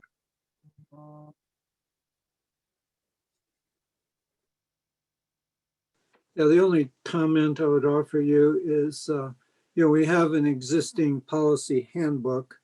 There are policies that need to be updated as a result of the pandemic, and additional, well, not additional, but the swivel to working remotely. So those would be some of the policies that need to be updated. As far as the evaluation system, we have an evaluation process that's in place, and the evaluations are, I would say they're as objective as they can be. So I'm not sure what you're thinking of in terms of overhaul, because the basic focus, as I recall it, and Kathy, you'll have to help me out here, but the research performance evaluation systems and conversion to focal point is more for putting everyone on the same evaluation date, isn't it? If you Yes. could clarify. Yes, the focal point portion of that is, those actually can, or maybe even could or should be separated out as to 2 very separate types of projects. When you look at it, the performance evaluation system had been updated, I believe it was in 2017, 16. I'm losing track of time now. I was here. And there was a lot of research that went into it. So it is a very, very good system. It's extremely fair. And it does lay out objectives for each employee, agreed upon with the employee at the beginning of the year. It's a tool where they can utilize it to go over those particular accomplishments throughout the year, so that there's no surprises. That's mine, and I know also Armando's biggest mottos: no surprises, frequent communications, and then a rating system that is also fair. So, but it is on the list, because at some point we want to, some organizations are going completely away from performance evaluations, for example. They're going strictly to setting some goals, coaching, mentoring, and taking any level of formality, this level at least of formality, out of the process. So some organizations are doing that. And I think that that's what the director really wants to take a look at as it pertains to performance evaluation systems. What are different organizations doing? Is what we have now, so he's talking about researching this, so is what we're doing now still working for us and considered good practice? Is it time to do something differently? So this system is serving us, but in the spirit of looking at continuous improvement, the research is probably the key word there on wanting to know what else is out and available. But those are really 2 separate things. The conversion to focal point, I think absolutely would be low, whereas maybe the researching the performance evaluation system might be medium, from the standpoint of making decisions on what to do, maybe even for 2022. Just a thought. Conversions to focal point, what does that mean then? Again, like you said, it was low. Yeah. So the reason I'm saying that's low, it takes a lot of work. It doesn't mean that it can't be researched right now. and I don't want to go into all the detail of what it takes, but in a nutshell, the leadership members and their second in commands are on what's considered focal points. So we have our reviews done at very specific times of year, and we're all on the same particular date. The rest of the organization has their evaluation on their date of hire or their date of promotion, and it staggers it throughout the year, which has its own benefits. But many organizations do focal point, which would mean leadership might have their reviews done first and also within a year, and also to set when or what their priorities are. They pass that down to their next in command, and then everyone else 2 to 3 months later might have their actual reviews set, and everyone is due on the same date. And that's what's called focal point. So they're all focusing in on one point in time. Advantages, disadvantages to both, but it's something that the director is very interested in taking a look at as a possibility. Okay. Then I think for the research, performance evaluations, systems, and conversion of focal point, I'll like to see it done in the low. That's fine. But the other ones, I think they are high. Thank you. I'm sorry, which one was the third one that you mentioned? So the HR overall, the Lean Sigma overall on HR process, that necessarily doesn't have to be high. I think that's a medium, but I think if we want efficient departments, which we have struggled in the past, I think that system or another system is crucial for us to be efficient. And if we want to have our city to run efficiently, I think that's training. And then the last one is the online training system usage, increased technology. Honestly, after the pandemic, there's no reason why. I mean, there'll be some in-person trainings just to gather, but there's, I mean, if Denver Public Schools is going online training and they have tons more employees than us, I mean, we're a small fish compared to them. I think it helps the organization. So policy handbook, overhaul of HR or Lean Sigma or whatever system, because I know the Lean Sigma is like efficiency, and then the online training. I'd like to see those high, and then the research performance, that could be a low if they're researching it. Okay.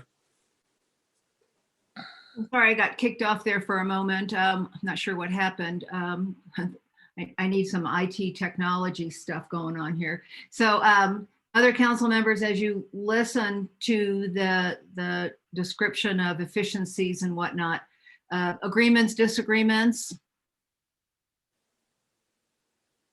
Councilmember Madera. Yeah, just kind of going over those. I think, I'm not a Sigma black belt, but for me, the Sigma overhaul of HR processes is kind of a low priority, just because I think that's something that's ongoing in the department, and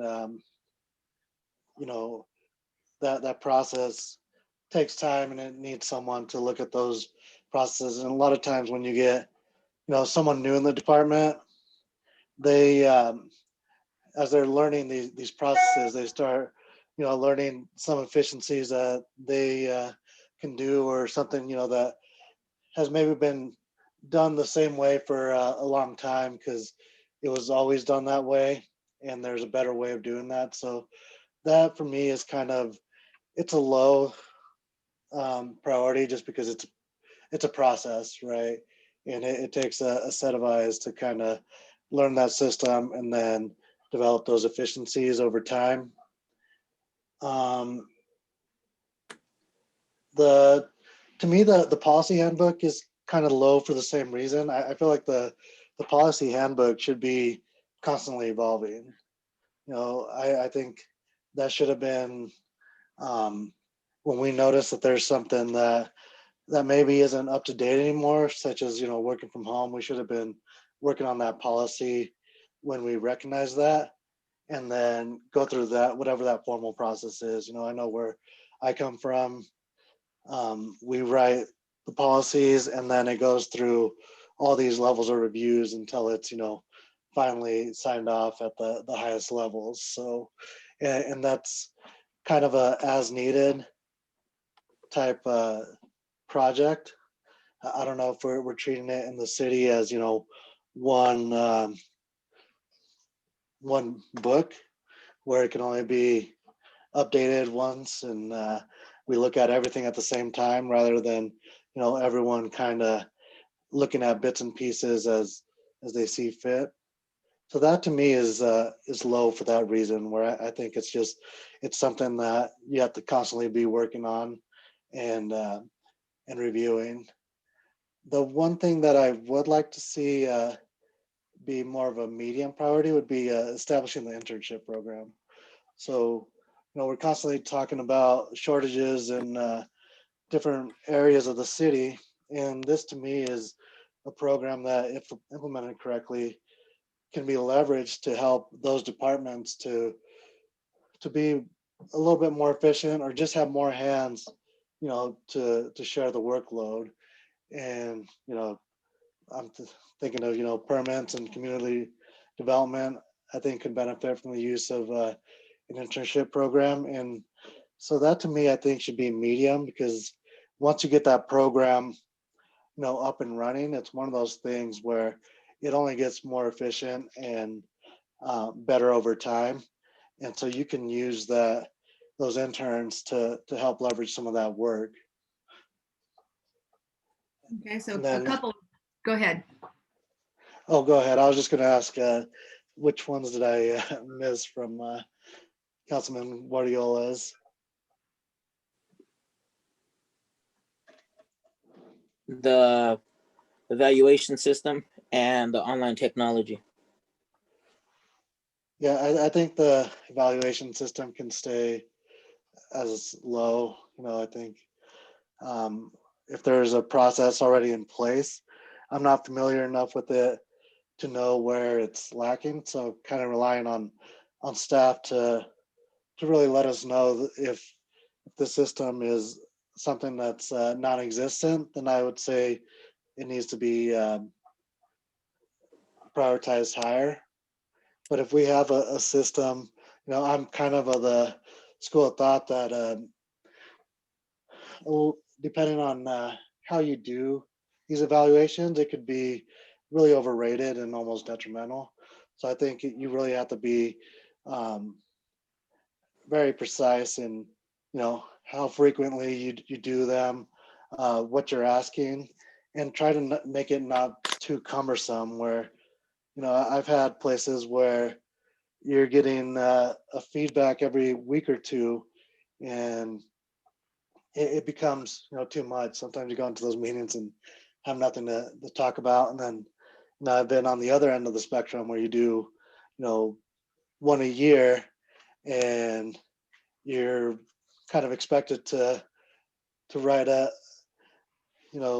book on what you accomplished for the year and what you didn't accomplish. And so, that I think the happy medium is kind of the quarterly, do shorter quarterly evaluations that are tend to lean a little bit more informal in nature, but that are documented, and then have a more inclusive one at year end. So, kind of relying on city staff to recommendation on that one.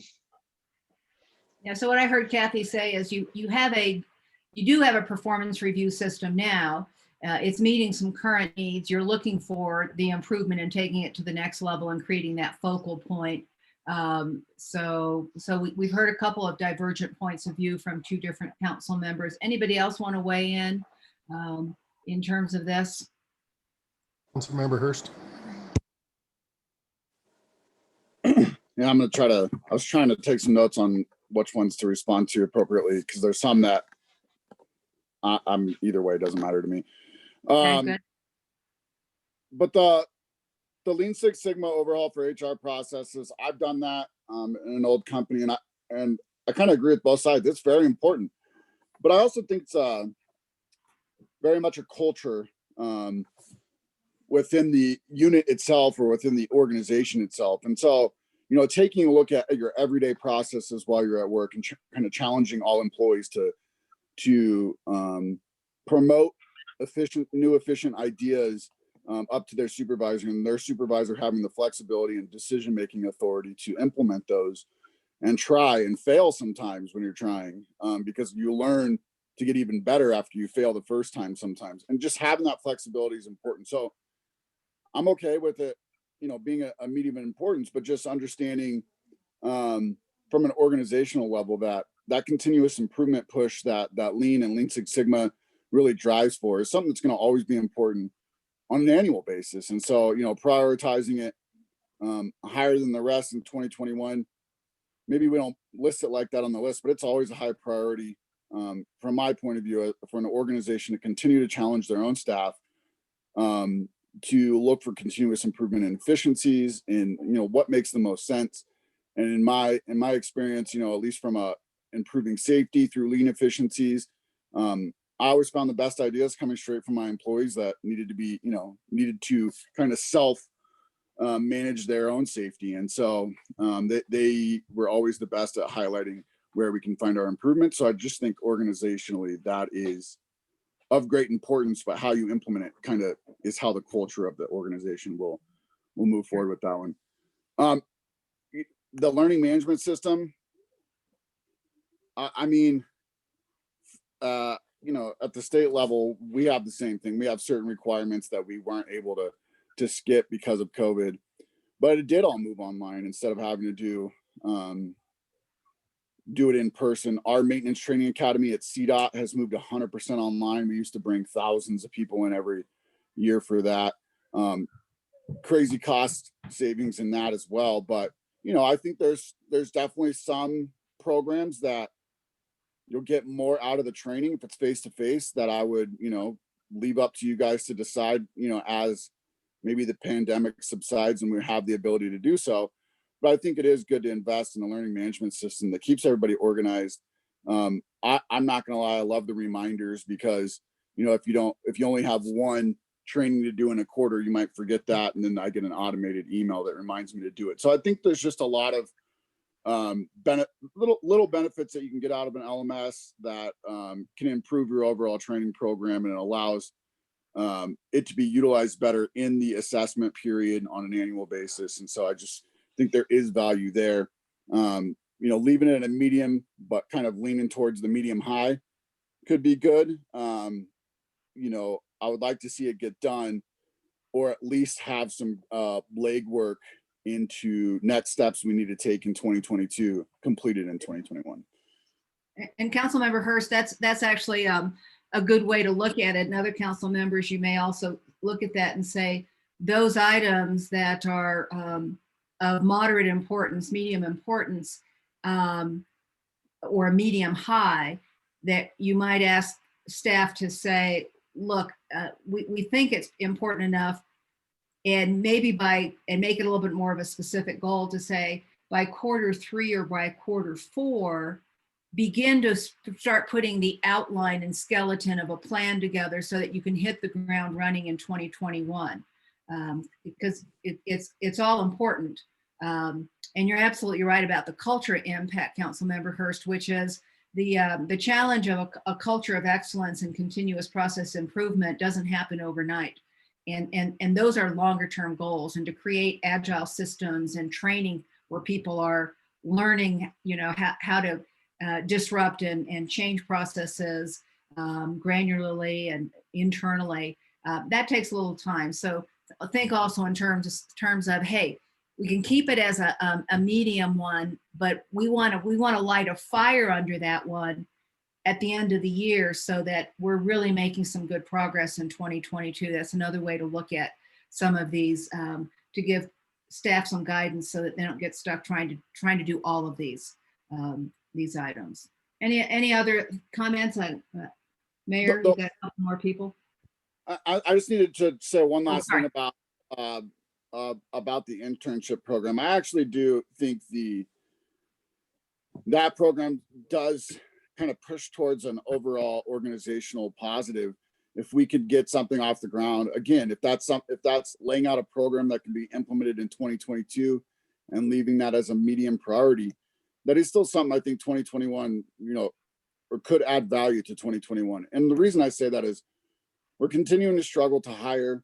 We're going to continue to struggle to hire. I'm sorry. And we're going to continue to grow. And I have found success in, my entire professional career of internal development, hiring somebody when they're maybe completely green, and then, training them up and taking someone and giving them a very important role eventually in the organization. And I just think, you get different levels of internships. You can get right out of high school internships, you can get, grad program internships, and they're different. Obviously, some of those are paid, some of them are volunteer, but getting those people to come back to the organization as soon as they're available in the job market could be extremely valuable to the city in terms of filling critical positions at the entry level and developing them appropriately through our system to develop our future leaders for our organization. So I support, moving that program forward. Maybe it doesn't take up 100% of someone's time, but obviously there's a level of importance for long-term planning for our organization that I think that would provide us in 2021. Thank you. Councilmember Grimes. Thank you, Mayor. Councilman Madera took the words right out of my mouth, and it sounds like there's some consensus on the internship program. I see that as at least a medium priority for the same reasons Councilman Hurst just mentioned. That's a value add in the long run for our organization in terms of workload, and I think that definitely deserves to be promoted up on the priorities. The other one that I would agree, maybe lean it towards a medium high, is the learning management system. Online trainings is really where it's at. And so I would support moving that up to kind of the high end of medium. The others, I'm comfortable leaving where they're at. Okay. Good thoughtful feedback. Anything else? Thank you on that. The Human Resources Director just texted me. He has that program, the internship program, pretty well complete and ready to go. So that fits in with your priority setting. So thank you. Oh, so that's an example of the behind the scenes stuff happening before we even know it, right? Councilmember Wadiola. Thank you, Mayor. For the policy handbook, what is the process right now for employees? I guess that's a better question. Like, how does it get updated? Being on the policy committee for us, we're looking at policies that haven't been updated for years. How does an employee, or how does that process work? So the document, the reason it's a little heavier than just continual updates, the document is approved by City Council. And so the intent is to bring a number of updates to you at once. And so, but Kathy, you know more about it than I do. So anything else you want to add to that? Well, you hit the nail on the head, and there's been a lot of changes based on new bills, legislation that's passed in the last year or so, some of which required immediate mandate. So policies are developed, and those are ones that we have immediate action on. But overall, the entire book was looked at again several years ago, and since then, minor changes have happened within the book. But from the standpoint of, so it might be the exact same policy, but it might clean up some language.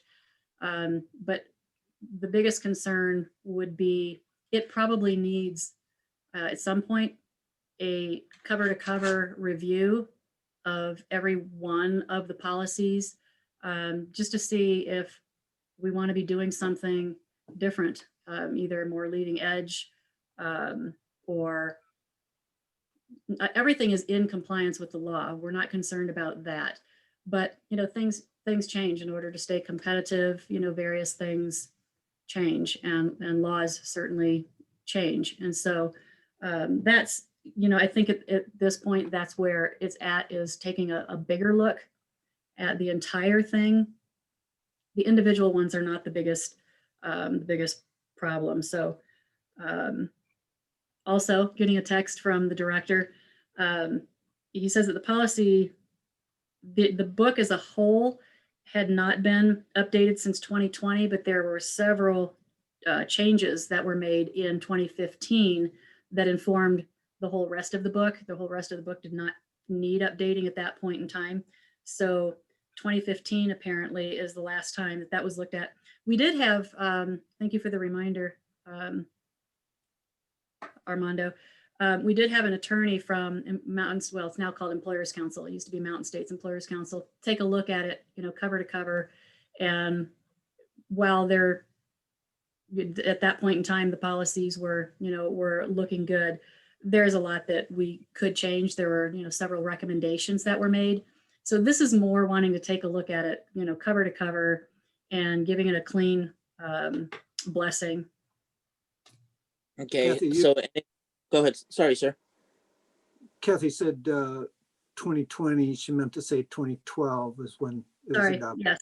The last update was 2012 with some change, with several changes in 2015. I thought for sure there were some in 2017 as well, but I'm not seeing that here. So I'm going to go off of what I'm reading here. So that's why we want to do a full review, cover to cover, since pieces have been looked at through time, but it's probably time to do a cover to cover. So it's not ongoing then. So I still think that should be a medium high, since we got a new ranking, a medium high. And I like that one than just a high, but because it's not ongoing like Councilman Madera thought it was, because I do agree with you. It should be ongoing. I think things change and we have to look at it, but since it hasn't been, I would definitely still think it's a medium high, and we owe it to our employees, I guess. Hopefully they could you guys could establish a process that it is ongoing, so we could review it a lot more and not wait 8 years or 5 years to really dive in. A question for and the learning management system, I would agree with y'all. Medium high. I think that Councilman Hurst brought some very good points, and I appreciate those. The culture thing is, we have struggled to have a culture here in the city of, we all know. So when I look at something like the Lean Sigma and again, I guess what I'm looking for is some type of program or something to build that culture, because we have not built that culture. And that's why I look at this and it's a solution, I guess. So I guess, what other stuff are we doing to start building that culture that we've asked for the last 3 years that I've been on council, if it's not this Lean Sigma? So I guess that's what I would, because I agree, that Lean Sigma is a process and can't just do it all at once, whatever.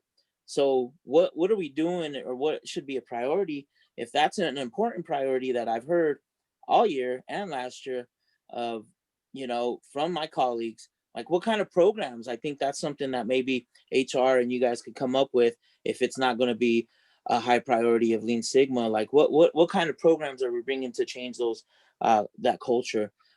So I'm fine with leaving it at low, but I definitely want to challenge and charge you all to come up with some programmings that are going to change the culture of the city. And I know we've talked about this in a number of meetings before. So, and the internship program, years ago when I first got on, me and the old city manager, we looked at Westminster's internship program, which is an amazing internship program. I never saw what happened to it or what. So, super supportive that it's going to get done. So definitely support that. Thank you. I know we got a couple other council members who are waiting to speak, but I'd like to weigh in from a best practices perspective, because I do a lot of work with other municipalities. It's become sort of my niche in terms of the work that I do in my consulting practice. Number one, there is a rule of thumb, a best practice that says policy manuals, employee policy manuals usually have a good lifetime of every 3 to 5 years. So that could become also a significant goal, Kathy, for your HR department, to say, within that time period, every 5 years, that we have a full makeover. That does not preclude, as several council members have said, and I totally support it, is those policies that need to be changed on the fly because of the law, or there's a consequence for not doing it, or there's so many external or internal changes, you have to do the continuous updates. So every 3 to 5 years is probably a reasonable. So it sounds like it's due. The other comment was related to your second point of the culture. So as I went back to your PowerPoint presentation, Roger and Kathy, this current council is still operating under 5 specific goals. And while I agree, Council Member Yardiola, that that does not preclude that we could start as an organization doing activities that start building a culture of excellence, or however you want to define the culture, whatever that is. It occurs to me that council may want to consider that as an overarching strategic goal for 2022. And because trying to create that goal now and to build the programs in addition to everything else that's going on seems like a big heavy lift for the operations. But I do, and I'm a culture geek. I love cultures, and I do a lot of work with cultures, from vision, mission, values, and whatnot. So it sounds like a higher arching council member goals for 2022 that, again, and we can challenge Roger and his team to start saying, hey, let's start creating process improvements within each of our departments, and or equity and inclusion, or whatever that culture you want to build. But I would put a placeholder on that one, that would be a 2022 big goal that could be implemented. So reactions and thoughts, and others of you, please weigh in. But that's just some other things that I wanted to share as you look at your process. Thank you for bringing that, June, and you're right on. Thank you.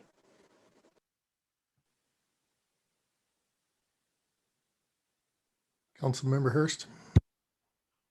Yeah, just to highlight on that real quick, I don't really have any more comments. I just wanted to kind of interject an idea, and really, from a policy perspective, at CDOT at least, we have a employee policy committee that meets quarterly, just to discuss exactly what we're talking about, the kind of on the fly changes to suggest the executive management team. Don't know how your guys' structure would work to allow for that, but I know when I was trying to improve safety at a facility that I was running, again, I created an employee safety committee. We met once a month for the first 3 months, and then quarterly after that. And that first 3 months was about, kind of attacking low hanging fruit, and then putting some tasks onto paper from that point forward. Don't have to do that. I just wanted to throw out ideas that I think, I've had success with in the past that may be successful, because it really gives the employees the voice, and really gives the opportunity to allow those doing the work to affect that change positively. And that could be combined with both the policy committee and the lean committee. A lot of that goes hand in hand a lot of times. Okay, so I just want to go ahead. Let me interject there. We do have a safety committee. They met 7 times this year. It was scheduled for 10, but they ended up backing that off. So they met 7 times. We also have a benefits committee, and those are folks that get together and assist with making decisions as it pertains to benefits. We've had those committees for several years. I know the safety committee was, that's probably about 5-6 years old now. The benefits committee's been around for quite some time, and absolutely the input that we get from our employees is invaluable. It tells us the things that they want and that they want to be focused on, and then they're a part of it, which makes them have a heavy level of ownership. And so, yes, I absolutely love those teams. Good. I just want to do a check-in. I know we've got Councilmember Madera is also on standby. I just want to make sure that I'm looking at the time. We still have a lot of other stuff that we need to talk about. We've got 2 more spreadsheets in front of us. And so I just want to make sure everybody's had a chance to weigh in and move this discussion along, coupled with the need to talk about the real life concerns that you might have. Mayor, I think Councilmember Madera, I see your hand is raised as well.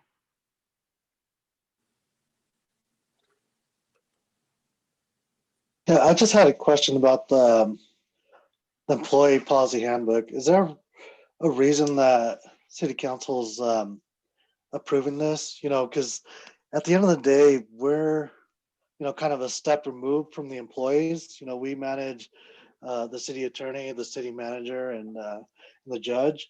So to me, it kind of doesn't make sense for us to be signing off on that so much. I would like to see it a little bit more agile, where we have, you know, maybe a policy committee, and then, you know, it gets approved, whether it's like a department policy, and then goes up to the city manager, or however, you know, it falls in that hierarchy of approvals.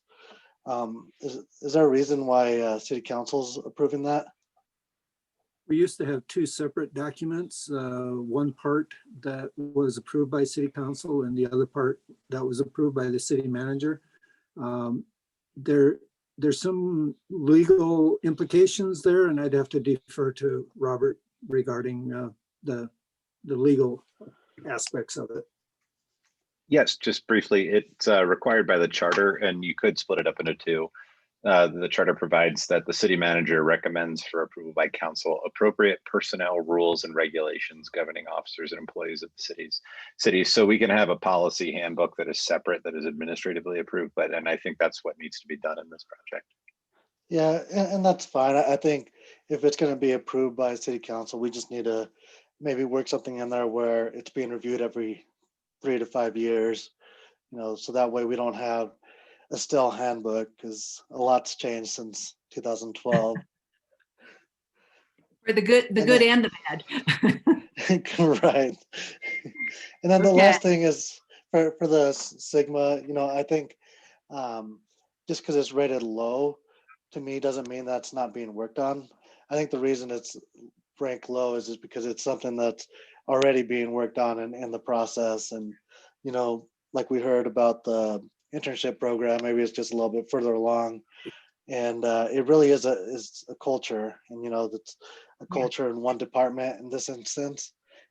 And I think we do need to look at an overarching culture, and that's a lot bigger of a topic that I think we're not going to solve today. Yeah, and that's a big culture piece, because if you're going to actually incorporate Six Sigma and Agile and those kinds of things, that is a huge mindset culture shift that requires a lot of work to bring that down through the entire organization. Are there any items on the low that you need to be higher, or any quick comments before we move on the low items?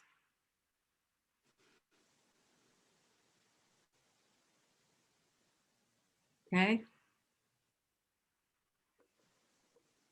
So Councilmember Steph, I Hurst. think, oh, thank you. I just have one quick question. This will be my final one. It is a medium one, and I meant to bring it up on my first one. It says 2.4.1 completed process evaluation of 3 specialty licenses. And the clerk's office has that on hold due to COVID. That's just another one that, you know, it's medium, but medium to high for me, I guess there's a possibility that added context may keep me on a medium or medium low. But to me, that's another efficiency one, right? Like if we're putting in regulations requiring a permit or a specialty license or anything like that, I think it's also our role to provide that service in an efficient manner, as efficiently and as easily as possible. So promoting easy compliance is always in my idea good governance. And so if we can find ways to make it more accessible through an online portal or something like that, of course I would support that, because I think that's part of our role when we set regulations. Good. Okay. Last thoughts? Questions? Emotional outbursts? Okay. Mayor, I'd like to make a quick recommendation, because Roger and Kathy and staff are taking copious notes and really focused. And for the rest of you, this is a lot of detail. I'd like to suggest just a 10-minute stretch break, a bio stretch break, and also just to clear your head, because we're going to look at 2 more spreadsheets. And I know that level of detail in the later evening, after many of you have worked a full day, I think a quick stretch break of 10 minutes would help our thinking process. So could we just take a quick 10-minute break and take a look at our watches and come back and be back on time in 10 minutes, sir? Does that work, Mayor? Good. Sounds good. Thanks. Okay, 10 minutes, folks. And when we And, come back, we'll be looking at the city council initiated projects. Right. Thank you. And for privacy, mute and turn off your video.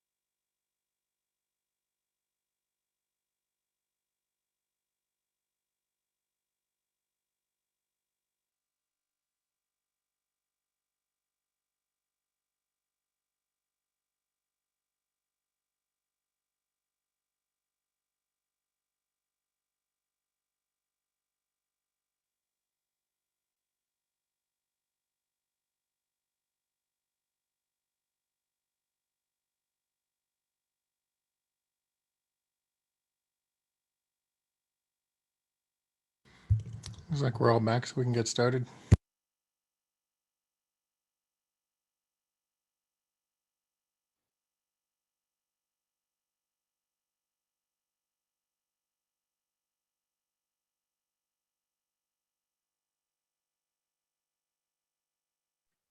Okay, we're going to turn our attention now to the council initiated items. And Kathy and Roger, if you wanted to share, because you'll notice, council members, there's the degree of completion that is on there. And in this exercise, staff has not identified high, medium, and low. That is our job this evening. And as we listen to and look at this spreadsheet, and Kathy and Roger, as you explain it, council, keep in the back of your mind, any item, I'm looking at the level of completion, I'm looking at anything 50% or less level of completion probably needs to be prioritized. Everything else is at 75% to 100%, 90%, and that does not need to be prioritized, especially if the item's already completed. So who's going to talk to this first, Roger and or Kathy? Well, I can lead off with a little bit of information. June is correct. Staff did not try to attach a high, medium, low because these are council initiated projects, and we felt it was most appropriate for you to attach a priority rank to them. We can go through that exercise tonight, or you could take it home as a homework project and bring it back to the next meeting where we would go through and have a discussion where there's divergence of opinion at that point. So that's really council's call. We had thought we would be finished tonight at 9 o'clock, and obviously at the pace we're going, it'll be later than that. So again, it's your call as to how you want to handle this. Councilmember Grimes. Thank you, Mayor. I would lean towards tabling this and giving council time to kind of identify priorities out of the list and reviewing it at the next meeting, just because I think it deserves a really good discussion, and we are going to run short on time if we have other things to address this evening. We certainly can do that. Other council members, does that make sense? I still think it's worthy of an overview, Kathy, of what you created and how you framed the document, the spreadsheet, and so that as council if council decides to review it as homework, they have the context and the background of what you were intending. Sure, that sounds good. Roger, do you want to start? The top CD ones are yours. Maybe you want to talk to those to begin with? Sure, can do that. And again, I think that we're really just focusing more than anything on the ones that are 50% and lower. The rest of them are we're probably not going to rank because they're pretty close to done. Is that the way we're looking at that? Okay, so just focus on, let's just focus on the ones that are 50% or less. And then if council has a question on any of the other ones, they could ask those. Yeah. So those first four are in process, and even residential industrial adjacency, that report will be coming to city council at a study session. So those are in process. The next one, marijuana regulations, we estimated it at being about 10%. So that's really the first one for your consideration and ranking. Adams Tower, 40%. That closing on the purchase is scheduled for next month. And so then it becomes a matter of, what do we do with that floor of that building? Backyard chicken and bees are at 50%. Those are scheduled to come to city council in the first quarter. CARES Act grants, we're nearly done with that. Diversity Inclusion Commission, 90%. Fire Commission, that one, we have the IGA in rough draft, and the commission meeting is being scheduled. So we anticipate Q1 that can kick off. Solar light system in Derby, that's being researched, and part of it can be brought back to City Council and actually the Urban Renewal Authority Board in the first quarter. Other aspects of it, the actual implementation would be later because as you may recall, I reported earlier that South Adams County Water and Sanitation District is going to be upgrading the water mains in Derby. And we coordinated on that so that they do their work first before we start any of our work on upgrading the electrical system, the lighting, and doing any street improvements. Pardon me. Veterans Commission is set up. Vicious Dogs, that's been presented to you. Metro districts, that one, there's been research, and I know, John, I'm going to have to rely on you for a comment about that, but aren't we bringing back some research to council at a later time? Yes, we will be bringing back some research to council at a later date. Do you anticipate when you would have that finished? I believe that that could be complete first quarter of this year. Okay. Of the coming year. All right. Yes, sir. Then on the next page, creating a video library, 0%. We do have budgeted money for the hiring the videographer in 2021, and that person is to create videos, and that would be helpful for a number of things. It could help in marketing the city, but primarily answering sort of like facts to know, frequently asked questions, that type of thing, cover those in videos. ED Council Subcommittee, 0% because we swiveled the staff to CARES Act. So again, what priority would you put on that for the coming year? Federal excise tax exemption is complete. CARES Act, matter of final reporting there.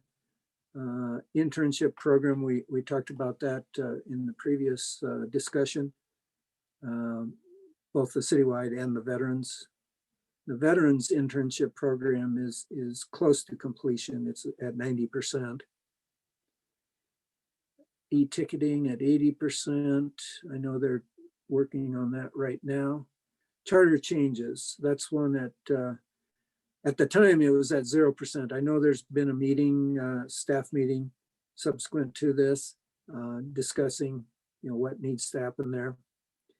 Neighborhood Watch program, that is more,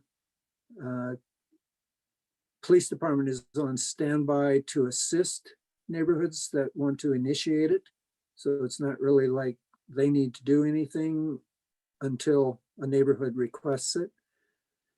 Parking and trailers, out of the 420 council action items this year so far, I know it was 50 or more were regarding parking. So very highly reported item. And there was a council presentation at a recent study session regarding that. So again, where do you want to go next with that?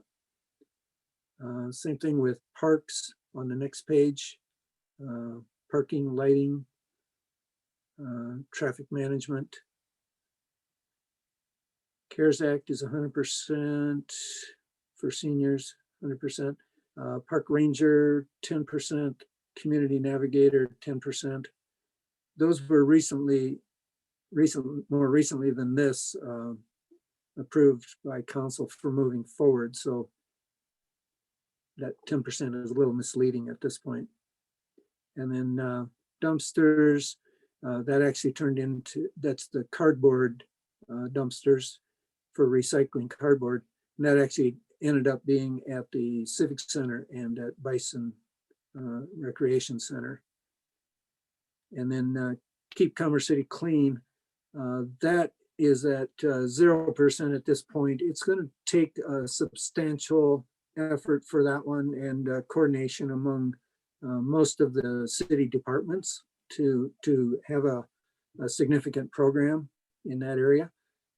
So again, what priority ranking would you place on that? And the reason I say significant effort, it's going to take marketing, it's going to take staff training and involvement, that type of thing. So that's just a real quick overview. Any questions on those? Councilmember Waddiela. Thank you, Mayor. Yeah, Roger, I have two only, and I guess they're just more clarifying questions to see where they're at. But I think we had consensus about making a campaign on how to, I know it goes in with the keeping Karma City clean maybe, but how do we love our city? I know the mayor brought that up. I brought that up of, something to really promote and re-image our city as a whole. I don't see that on there. And then I know we've talked about it, but I wouldn't call it redistricting, but relining the at-large. I know we're waiting on census data, but I don't see that on to see where, I know we talked about last council having at-large folks to live in each ward. So the city is representative, a more balanced representation of 2 at-large in the core, 2 at-large at the north, and then the four wards and the mayor. Right. I don't see that on there either. I just wanted to see where we're at. So taking that last one first, that's part of the charter changes. So that's incorporated there. And then in terms of, the community pride, we viewed that as part of the Commerce City Clean program. So we would need to get sort of, I don't know if this is the right way to put it, but get our own act in order and get our staff ready, and then start the campaign to do outreach to the businesses and to the citizens. So kind of a phased approach, if you will. So I saw that as this one. Okay, yeah, no, thank you so much. Good clarifying question. Any other questions? Councilmember Alan Thomas. Yes, thank you. And I just wanted a little more clarification as well, and possibly one concern. I thought it was a consensus, and I realize with the COVID, it's not necessarily a priority, but even virtual, the neighborhood watch, it'd be nice to see that moved up, especially even though a lot of people are at home. It seems like at least in the South, there seems to be an increase in crimes. So I was hoping that could possibly be moved up. And then also going along with Councilman Guardiola said, cleaning up the city, I think should be a priority. That's moved up as well, a big concern. And what about, I don't really see this on the list. I want to make sure that's on there. What are we doing to hire more officers, neighborhood services, or possibly that contracting company to help with the cleanup? Is that somewhere on the list, Roger?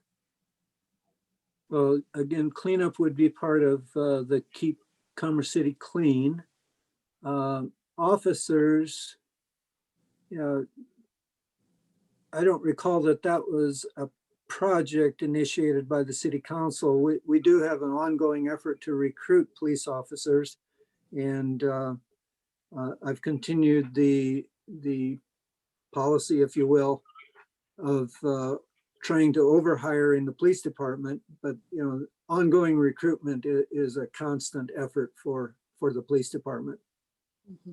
Okay, because I thought it was a priority because they're still short-staffed, correct? Yes. Okay, all right. And weren't we trying to hire more neighborhood officers? Wasn't that one of the priorities council had discussed in the mayor? There was a comment about it, but I don't recall that it was a specific project initiated by council. We do have a plan to bring a report back to city council about staffing level in neighborhood services. And Director Rogers just texted me saying he anticipates bringing it back in about 6 months. See, because, well, I mean, I think, I don't know how the mayor and other city council feel, but to me, those are serious concerns. You know, and I know a lot of other cities are still having like virtual assistance with getting neighborhood services going, or I mean, neighborhood watch programs, that type of thing, because of their increased crime rate. So, you know, those are concerns that I would wish would be moved up a little bit and prioritized in the higher priority, especially because if we have more neighborhood services or get that contracting company, then that's going to help with the cleanup as well. So thank you. So would that then show up on the 2021 work plan, or I'm hearing that was there consensus that that was a project priority? And these are carryover projects that council has already initiated. So I'm not sure I'm hearing the distinction between, does it belong on this list, or does Councilmember Alan Thomas's request show up on Work Plan 2021 as a distinct, clearer priority? Roger or Kathy? Yeah, I'm skimming that document right now. As he's skimming, I wanted to make a point, and maybe I'm misunderstanding. These are not right now in any particular order whatsoever. And that's why we would be having the conversation with you the next time we meet on whether or not you see each of these as being high, medium, and low. So keep in mind, these are not in any particular order at the moment. Okay. But is the question, Councilmember Alan Thomas, is something missing that you as council had consensus on that should be on this list, or are you requesting something to be prioritized for 2021? Well, I believe if the mayor and other city council would, you know, give their input, but I thought we gave a consensus of looking into the, you know, hiring more officers and looking into hiring more neighborhood services officers as well. And if that wasn't possible, looking into a possible hiring a contracting company to help assist with that, because I thought that was a big concern that's ongoing, and I thought it was going to be, you know, prioritized for the next year. We did not budget for hiring additional people in either neighborhood services or the police department. Our priority has been on filling the vacancies that we do have. So, you know, that would be one of the considerations for you is we would have to modify budget if we were going to add personnel to the personnel count that we currently have budgeted. See, I thought we had previously, I don't know if it was from the extra funds, but I thought we did leave money for more officers and neighborhood services. I thought that was somewhere in the budget. I don't know. Mayor or other council members, can you weigh in on your recall? Is that a council initiated project, or is Roger correct in saying that what's budgeted is filling vacancies at this point? Councilmember Noble. I would agree with Councilmember Alan Thomas is that it would have been something included in the upcoming budget that we voted on in the winter, in the fall, because of the need to have it addressed right away.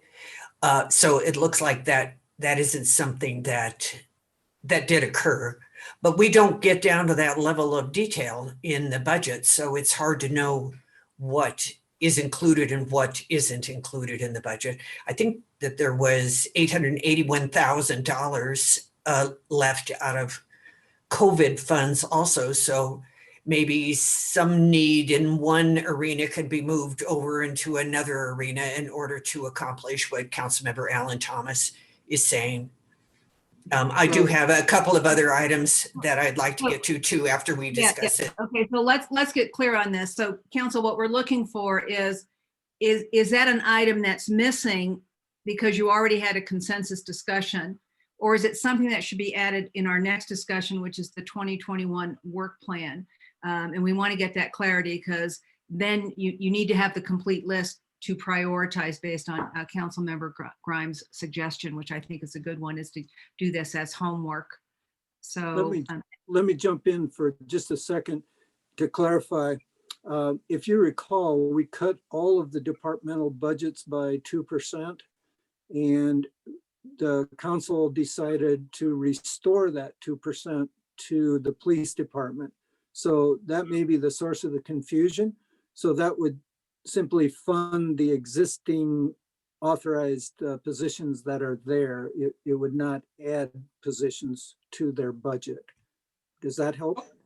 Well, I thought, like what Councilwoman Noble said, that I thought there was, if I recall correctly, there was extra funding from one of the COVID funds to assist with that. But if not, I'm willing to move on, but I do think it needs to be on here somewhere where there is a priority to, even if we have to look into some kind of way redoing the budget if possible, to hire more officers and more neighborhood officers, because I think that falls under cleaning up the city along with promoting residential health, safety, and education.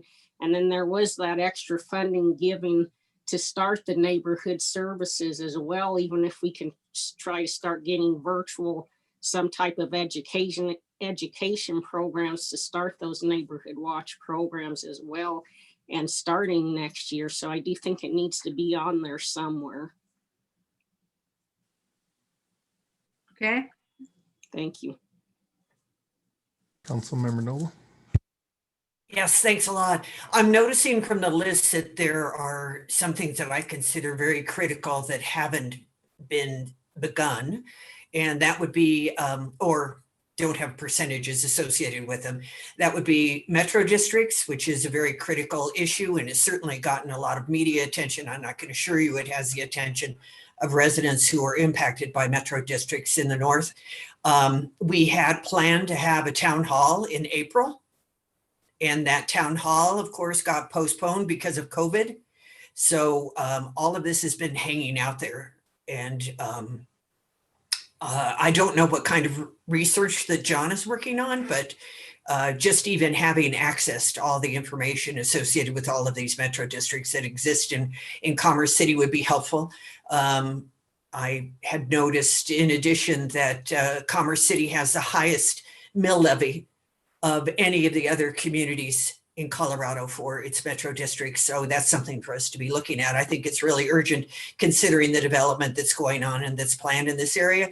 Also regarding the parking with 50, with that many complaints that have come in on the list, certainly this is something that needs to be accomplished. And we have had, I think, one discussion regarding the parking, but we haven't then discussed the parking regarding trailers, rigs, etc., and need to have that conversation as well. So the things that have very low percentages are the things that I think are extremely important, actually. So I wouldn't want them to come off the list. The list almost needs to have the ones removed, just take off the ones that are already underway because they're going to happen, and make the other ones happen. There aren't that many of them, maybe 4 or 5. There don't seem to be that many that haven't had any action on them. Well, and there's some that are 50% or less. So let's stay focused on the conversation then, folks, because we're just asking clarifying questions now. And is anything else missing? Because then I think you need to have the harder conversation after you've all had a chance to rate high, medium, and low, and then make a plea for, put some attention on this. And Councilmember Noble, you may end up saying all of them are a priority, all of them are high, but I think you want to have that conversation at a later date. I need clarification, please. If they are already being accomplished, if they are between 50 and 100%, wouldn't that already mean that that's already determined? And there are very few under 50%. Kathy, you want to weigh in on that? Or Roger? Certainly, if you would like, we could reissue this out to you with anything that is 50% or higher off the list, so that you're really only focusing on seeing and focusing on those that are Right. 49% and lower. I mean, we certainly could do that, if that's what Yeah, you're that- asking. I'm That just might- wondering if we're considering those more important because they're already more accomplished, or if we say, stop working on that because it's not that important. I see. A lot of them are where they are because they were started earlier within the year or fit within the work that was going on within the department. Roger, do you want to respond? I was just going to say that would leave 11. Yeah, there are on the 11 list. items that should be prioritized. Yeah. They're either 50% or lower or zero. There no work has been accomplished. Well, at least a document where we can compare them or adjust the table itself, an Excel spreadsheet where we can adjust the table, something that would be able to give us some latitude here in looking at it. We can do that. Yep. Okay. Councilmember Smith. Thank you. For the neighborhood watch, you said that PD is on standby for when everybody wants it. Is there a program already ready that they can just roll out, or is it something that they have to work on? Chief, I would need to defer to you. Are you able to comment? I am. Thank you, Roger, and appreciate the question. We run our sorry, I'm drawing a blank. We run our Neighborhood Watch program through the National Neighborhood Watch website. It is already established. What part of our problem is the pandemic. Neighbors simply aren't meeting, and the weather also is not helping. We had two residents reach out, and they did not have the requisite number of neighbors to participate. The website calls for at least 5 neighbors that are willing to participate to attend the first meeting. And we've had between 2 and at one point we had 1 person that was interested. So the program can't move forward until we get those requisite numbers. But the program is ready to go. Our staff members have been trained already. Once the neighbors have initiated the program through the website, we get a notice that they're ready to go. We contact them and then we start rolling things out. So for purposes of this conversation, it is ready to go as soon as we get neighborhoods that are willing to join in. I would not hold out any strong ambition that anything's going to happen until the snow starts to melt and the pandemic starts to curb. People just aren't getting together. We certainly can do those via Zoom, but we just have not gotten the requisite number of attendance that we require. Hopefully that answers your question. It does. And based Thank on you. based on that response, it sounds like that should be categorized as ongoing, as needed, because you already have a program in place, Chief. And you, as you said, if you have the requisite number of people, you hit the ground running, and it's just a matter of implementation. So that does not need to be voted on. Does that answer your question, Councilmember Smith? It does. Thank you. That's a good one. Good clarification. Okay. Anything else missing on this list? Councilmember Madera. Yeah, I was just going to go back to Councilmember Alan Thomas's comment about hiring more police officers. I think we might be getting confused where we've been in an overhire position for a while now. So I think the question really is, are we continuing that into the 2021 budget? Yes, we are. Okay, so I think that provides some clarification maybe as to why it's not on the list. Okay. And then as far as hiring more neighborhood services and possibly contracting out work, I think that's included in the parking ordinance, is it not? Or part of that ongoing work? Not in the parking ordinance, but, excuse me, previously I had reported that the community development director is doing an analysis. And so the anticipation is once that analysis is complete, that then he will bring a report back to city council. And that's what I mentioned just a little bit ago.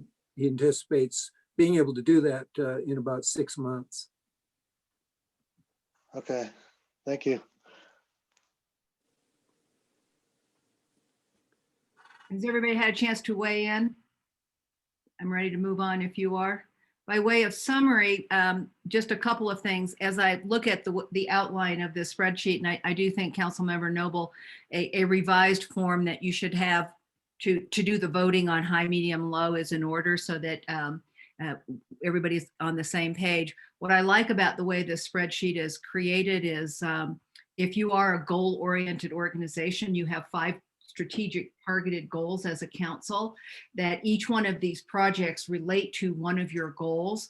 Clearly throughout the year, there will always be the ad hoc as needed projects, but when a project or an activity lines up to a strategic targeted goal, that provides the focus for a council that you're doing the right thing at that high level. So congratulations, council, on your thinking on that. Secondly, Kathy, I would like to make a recommendation, and I apologize because it requires a little bit of work by you and your staff, but council, and it requires work from the council, I would highly recommend for the future meeting when you discuss this document that you vote in advance and your vote be tabulated so you can see who voted highs, who voted mediums, and who voted lows. I think that if everybody filled out the form, sent it to Kathy or to whoever's appropriate, Kathy, to tabulate that data, when you are ready to have that conversation, you could at first blush look at, boy, look where we have agreement, look where we have disagreement. And I think that would accelerate the conversation and manage the conversation better than just everybody showing up and saying, oh, I thought that was high. No, I thought that was low. Look for commonality first. So I make that suggestion, council, that if you were to do that and Kathy and her team could compile that, that would be a good process suggestion to make your lives a little bit easier when you actually have the discussion. That sounds good. Okay, so I'll leave it to Roger and Kathy to, once you target a due date, so that council knows when their homework is due. You'll get an email from Annette that will have this cleaned up for you. And then if she'll also give you all the information you need. And if you send it back to her, then she and I will be staying in tight on it. Good discussion. Okay, we're ready to move on. And there is a last worksheet, the 2021 plan. Are we going to project that? Yes, John's pulling it up. Okay, good. Thanks, John. There we go. Okay, if you want to take again, Roger and Kathy, a crack at contextualizing and providing the background of what you created here and then what is it we need from council so that we can all be on the same page and provide focus of what is council needing to do as they look at this document. Happy to do that. So again, the 5 goals are in the goal column, and then the targets were basically aggregations of all of the various priorities, projects, that type of thing that council had set up at the last winter retreat using that sticky note exercise where things were pasted on the wall, and so your staff did its best attempt at pulling that together and aggregating it into fitting into the existing 5 goals. And so you see the target column in the middle, promoting a balanced and thriving city economy. Well, then it would take these targets basically to achieve that. So location of choice for primary employers, because that helps ensure the financial well-being of the community. Create a sense of place, that's a source of pride and means to attract people. Catalyze development in identified key areas. So again, what are the areas that you want to focus in on? And then improve efficiency and effectiveness of the development review process. And that's, once we've attracted them, we want to be able to move them through the process expeditiously. So then the priorities, the objectives are the means to accomplish those targets. And what I did there is I pulled out of those notes from the sticky note exercise and also from our carryover projects where we rank items high, medium, and low. And the items that we thought should be high, I've incorporated those in a general form in these objectives. And so again, being a location of choice for primary employers, for an example, there we have attract diverse employers, support startups and local businesses, and market available properties. And again, that's a summary. Each of those summary comments involve a significant number of different activities that would accomplish those things. So that's what I did here, trying to reflect what has come out of the winter retreat, the last winter retreat, and the 2020 carryover projects that we ranked.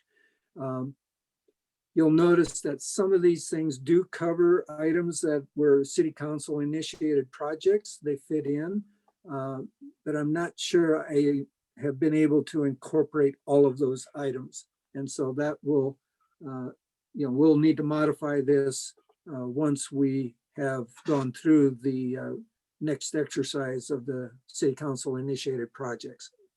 Is that adequate overview? Questions, council, or anything else you would add, Kathy? No, this really was put together with tentative priorities for you to respond to.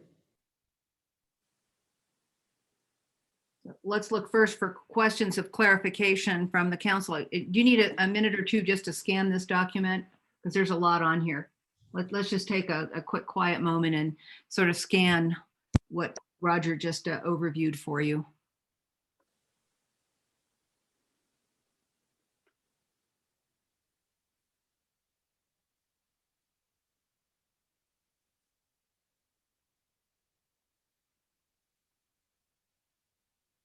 Councilmember Noble. My memory from the presentation that Councilmember Smith and I gave for our section, I can't remember what our topic was exactly, but that there was more environmental and sustainability material, and there doesn't seem to be much forward thinking on that regarding Commerce City's future. Also, the goals are something that we're going to be addressing at the winter retreat, which we did not address in 2020. So these goals are left over from 2019. So we're putting priorities with goals that were not established by this city council, by this configuration of city council, but by the previous city council. So I wouldn't, they may remain the same for all I know, but on the other hand, I wouldn't want to get too wedded to the goals or how this particular document is established.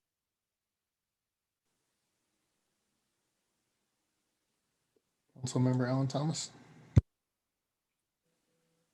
Yes, thank you. I was just need clarification as well. Are these goals listed in order from from highest to lowest? Is that how they're listed, or? No, there's no ranking of the goals.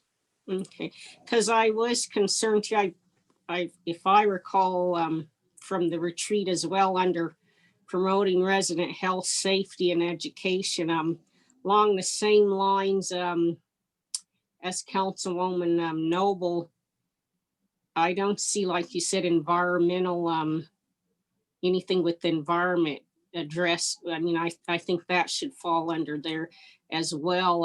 Recreation right now with the COVID, that's not a reality, but I would like to see even something under health and safety and education, something addressed to the COVID and, for the goal of 2000 or next year, how I'd like to see COVID in there somewhere as well.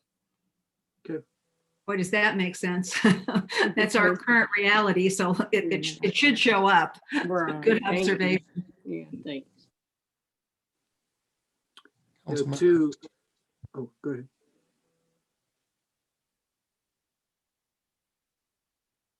Sorry, Mayor, did you call me? Yes. All right, thank you. Yeah, I like a lot of these, you know, obviously there, it'd be nice to talk about the goals, but you know, with what we have here, I think one of the things we should also highlight, not necessarily our project, but I think very important to our community is what's happening at the water softening project or the water quality project. If that if that does switch on in February, that's big news in our community. You know, the whole city could have a positive impact on, and so education on that would be huge. So I think just maybe getting more granular and going into the detail, but I think adopt LDC amendments, O&G and signs, regulate according to LDC and monitor air and water quality. If we can get a little more granular on that and talk about the education that goes along with that, the data, where it's at, you know, where we're sharing the data at once we're collecting it. If we can get into detail there, I think we cover a lot of what we talked about in terms of education on health and environment.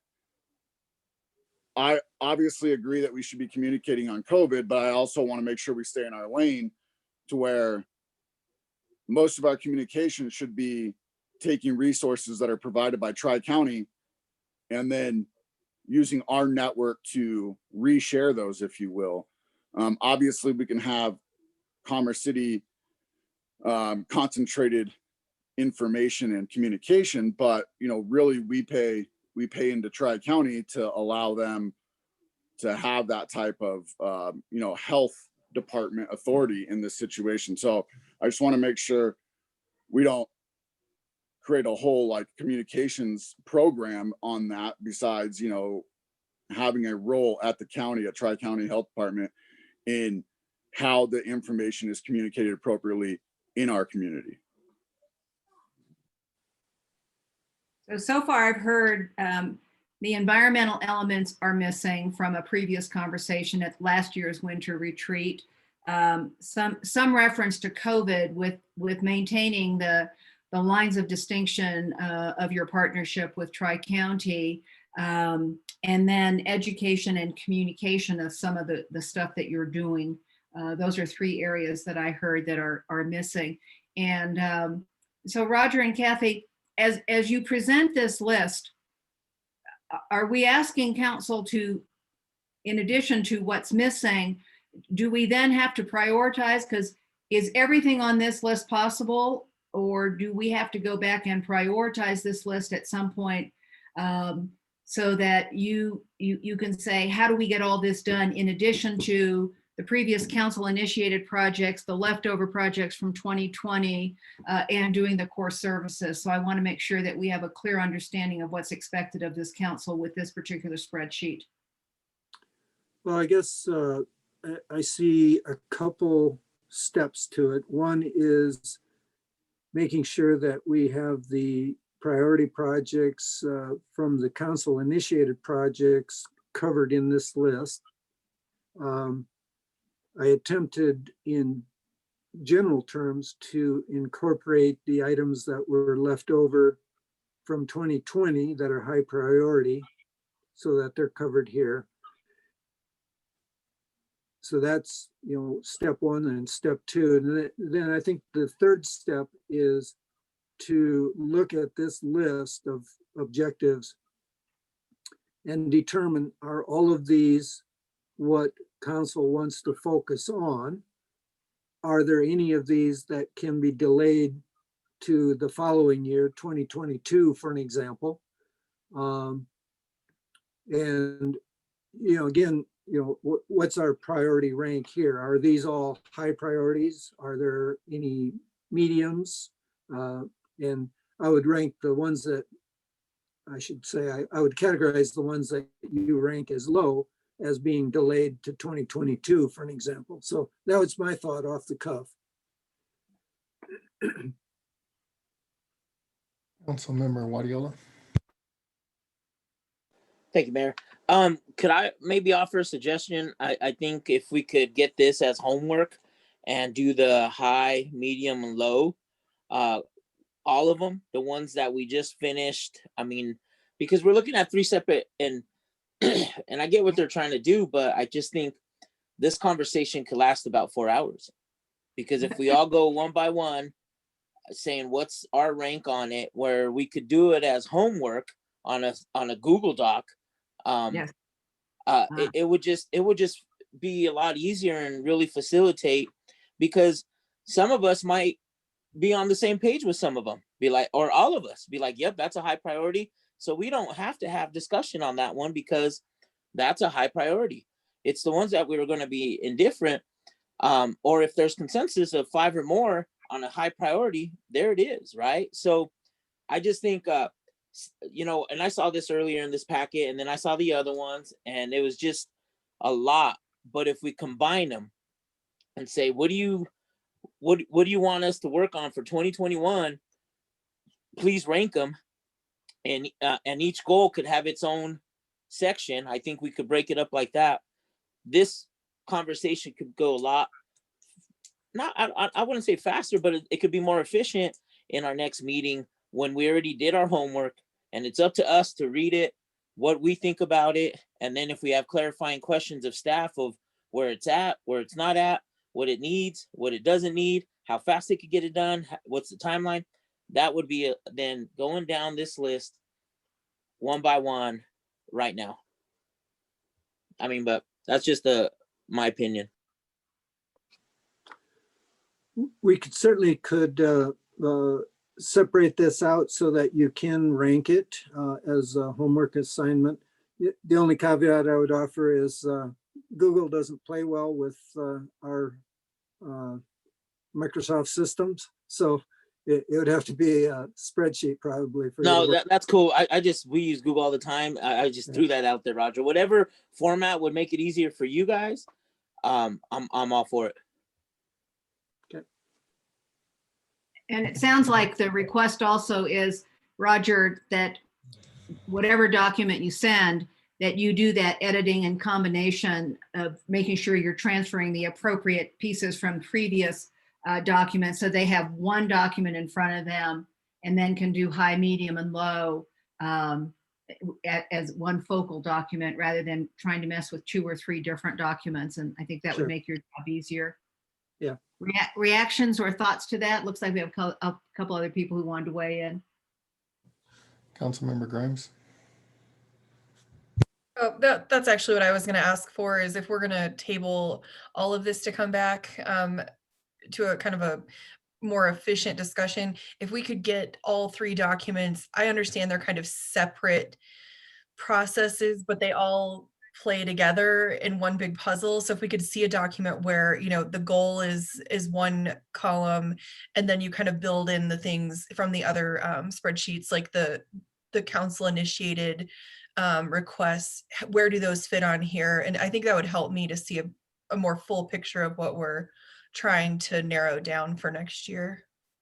And I think the initial strategy to see the document separately, to give you that context, to say, here's what we're dealing with, and here's the magnitude and scope, and where did the projects and activities come from, and now the culmination and combining them would be appropriate now that you have the full background and the full big picture. So it sounds like a really good idea. It looks like we have another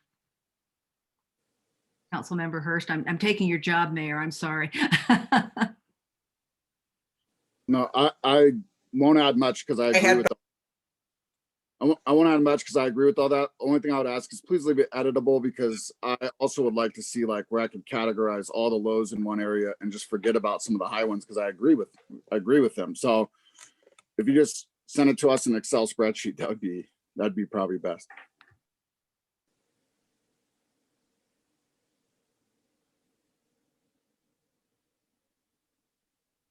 Good.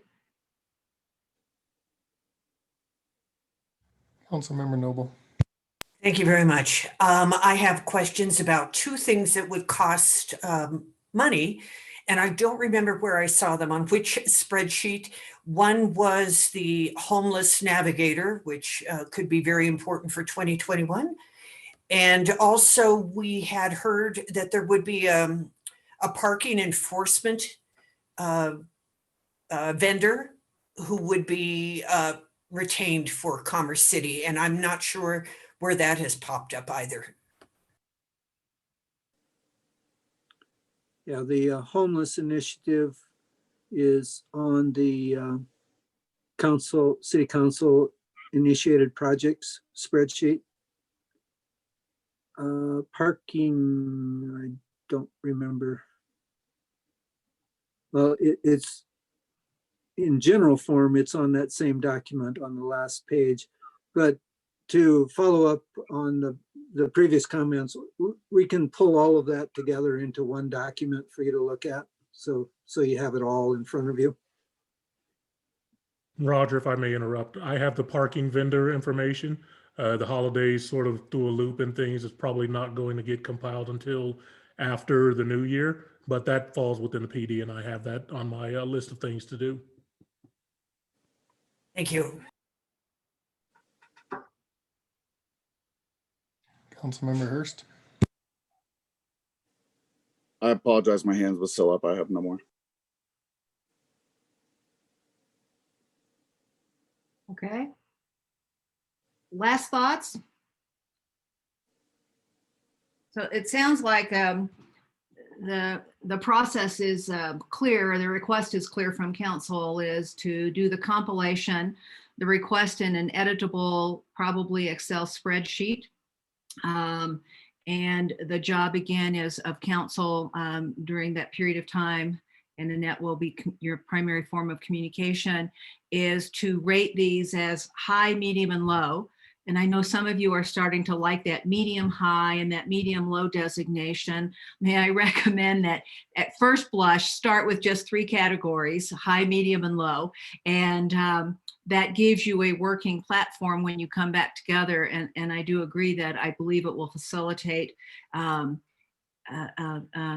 easier conversation when you first see what do we have in common, and then we spend little or no time on those items. What are our biggest areas of disagreement? What are the gaps that require the further discussion to reach the consensus that is necessary? And that sure makes sense. So I think you have a good plan in place. Any last thoughts before we close this discussion?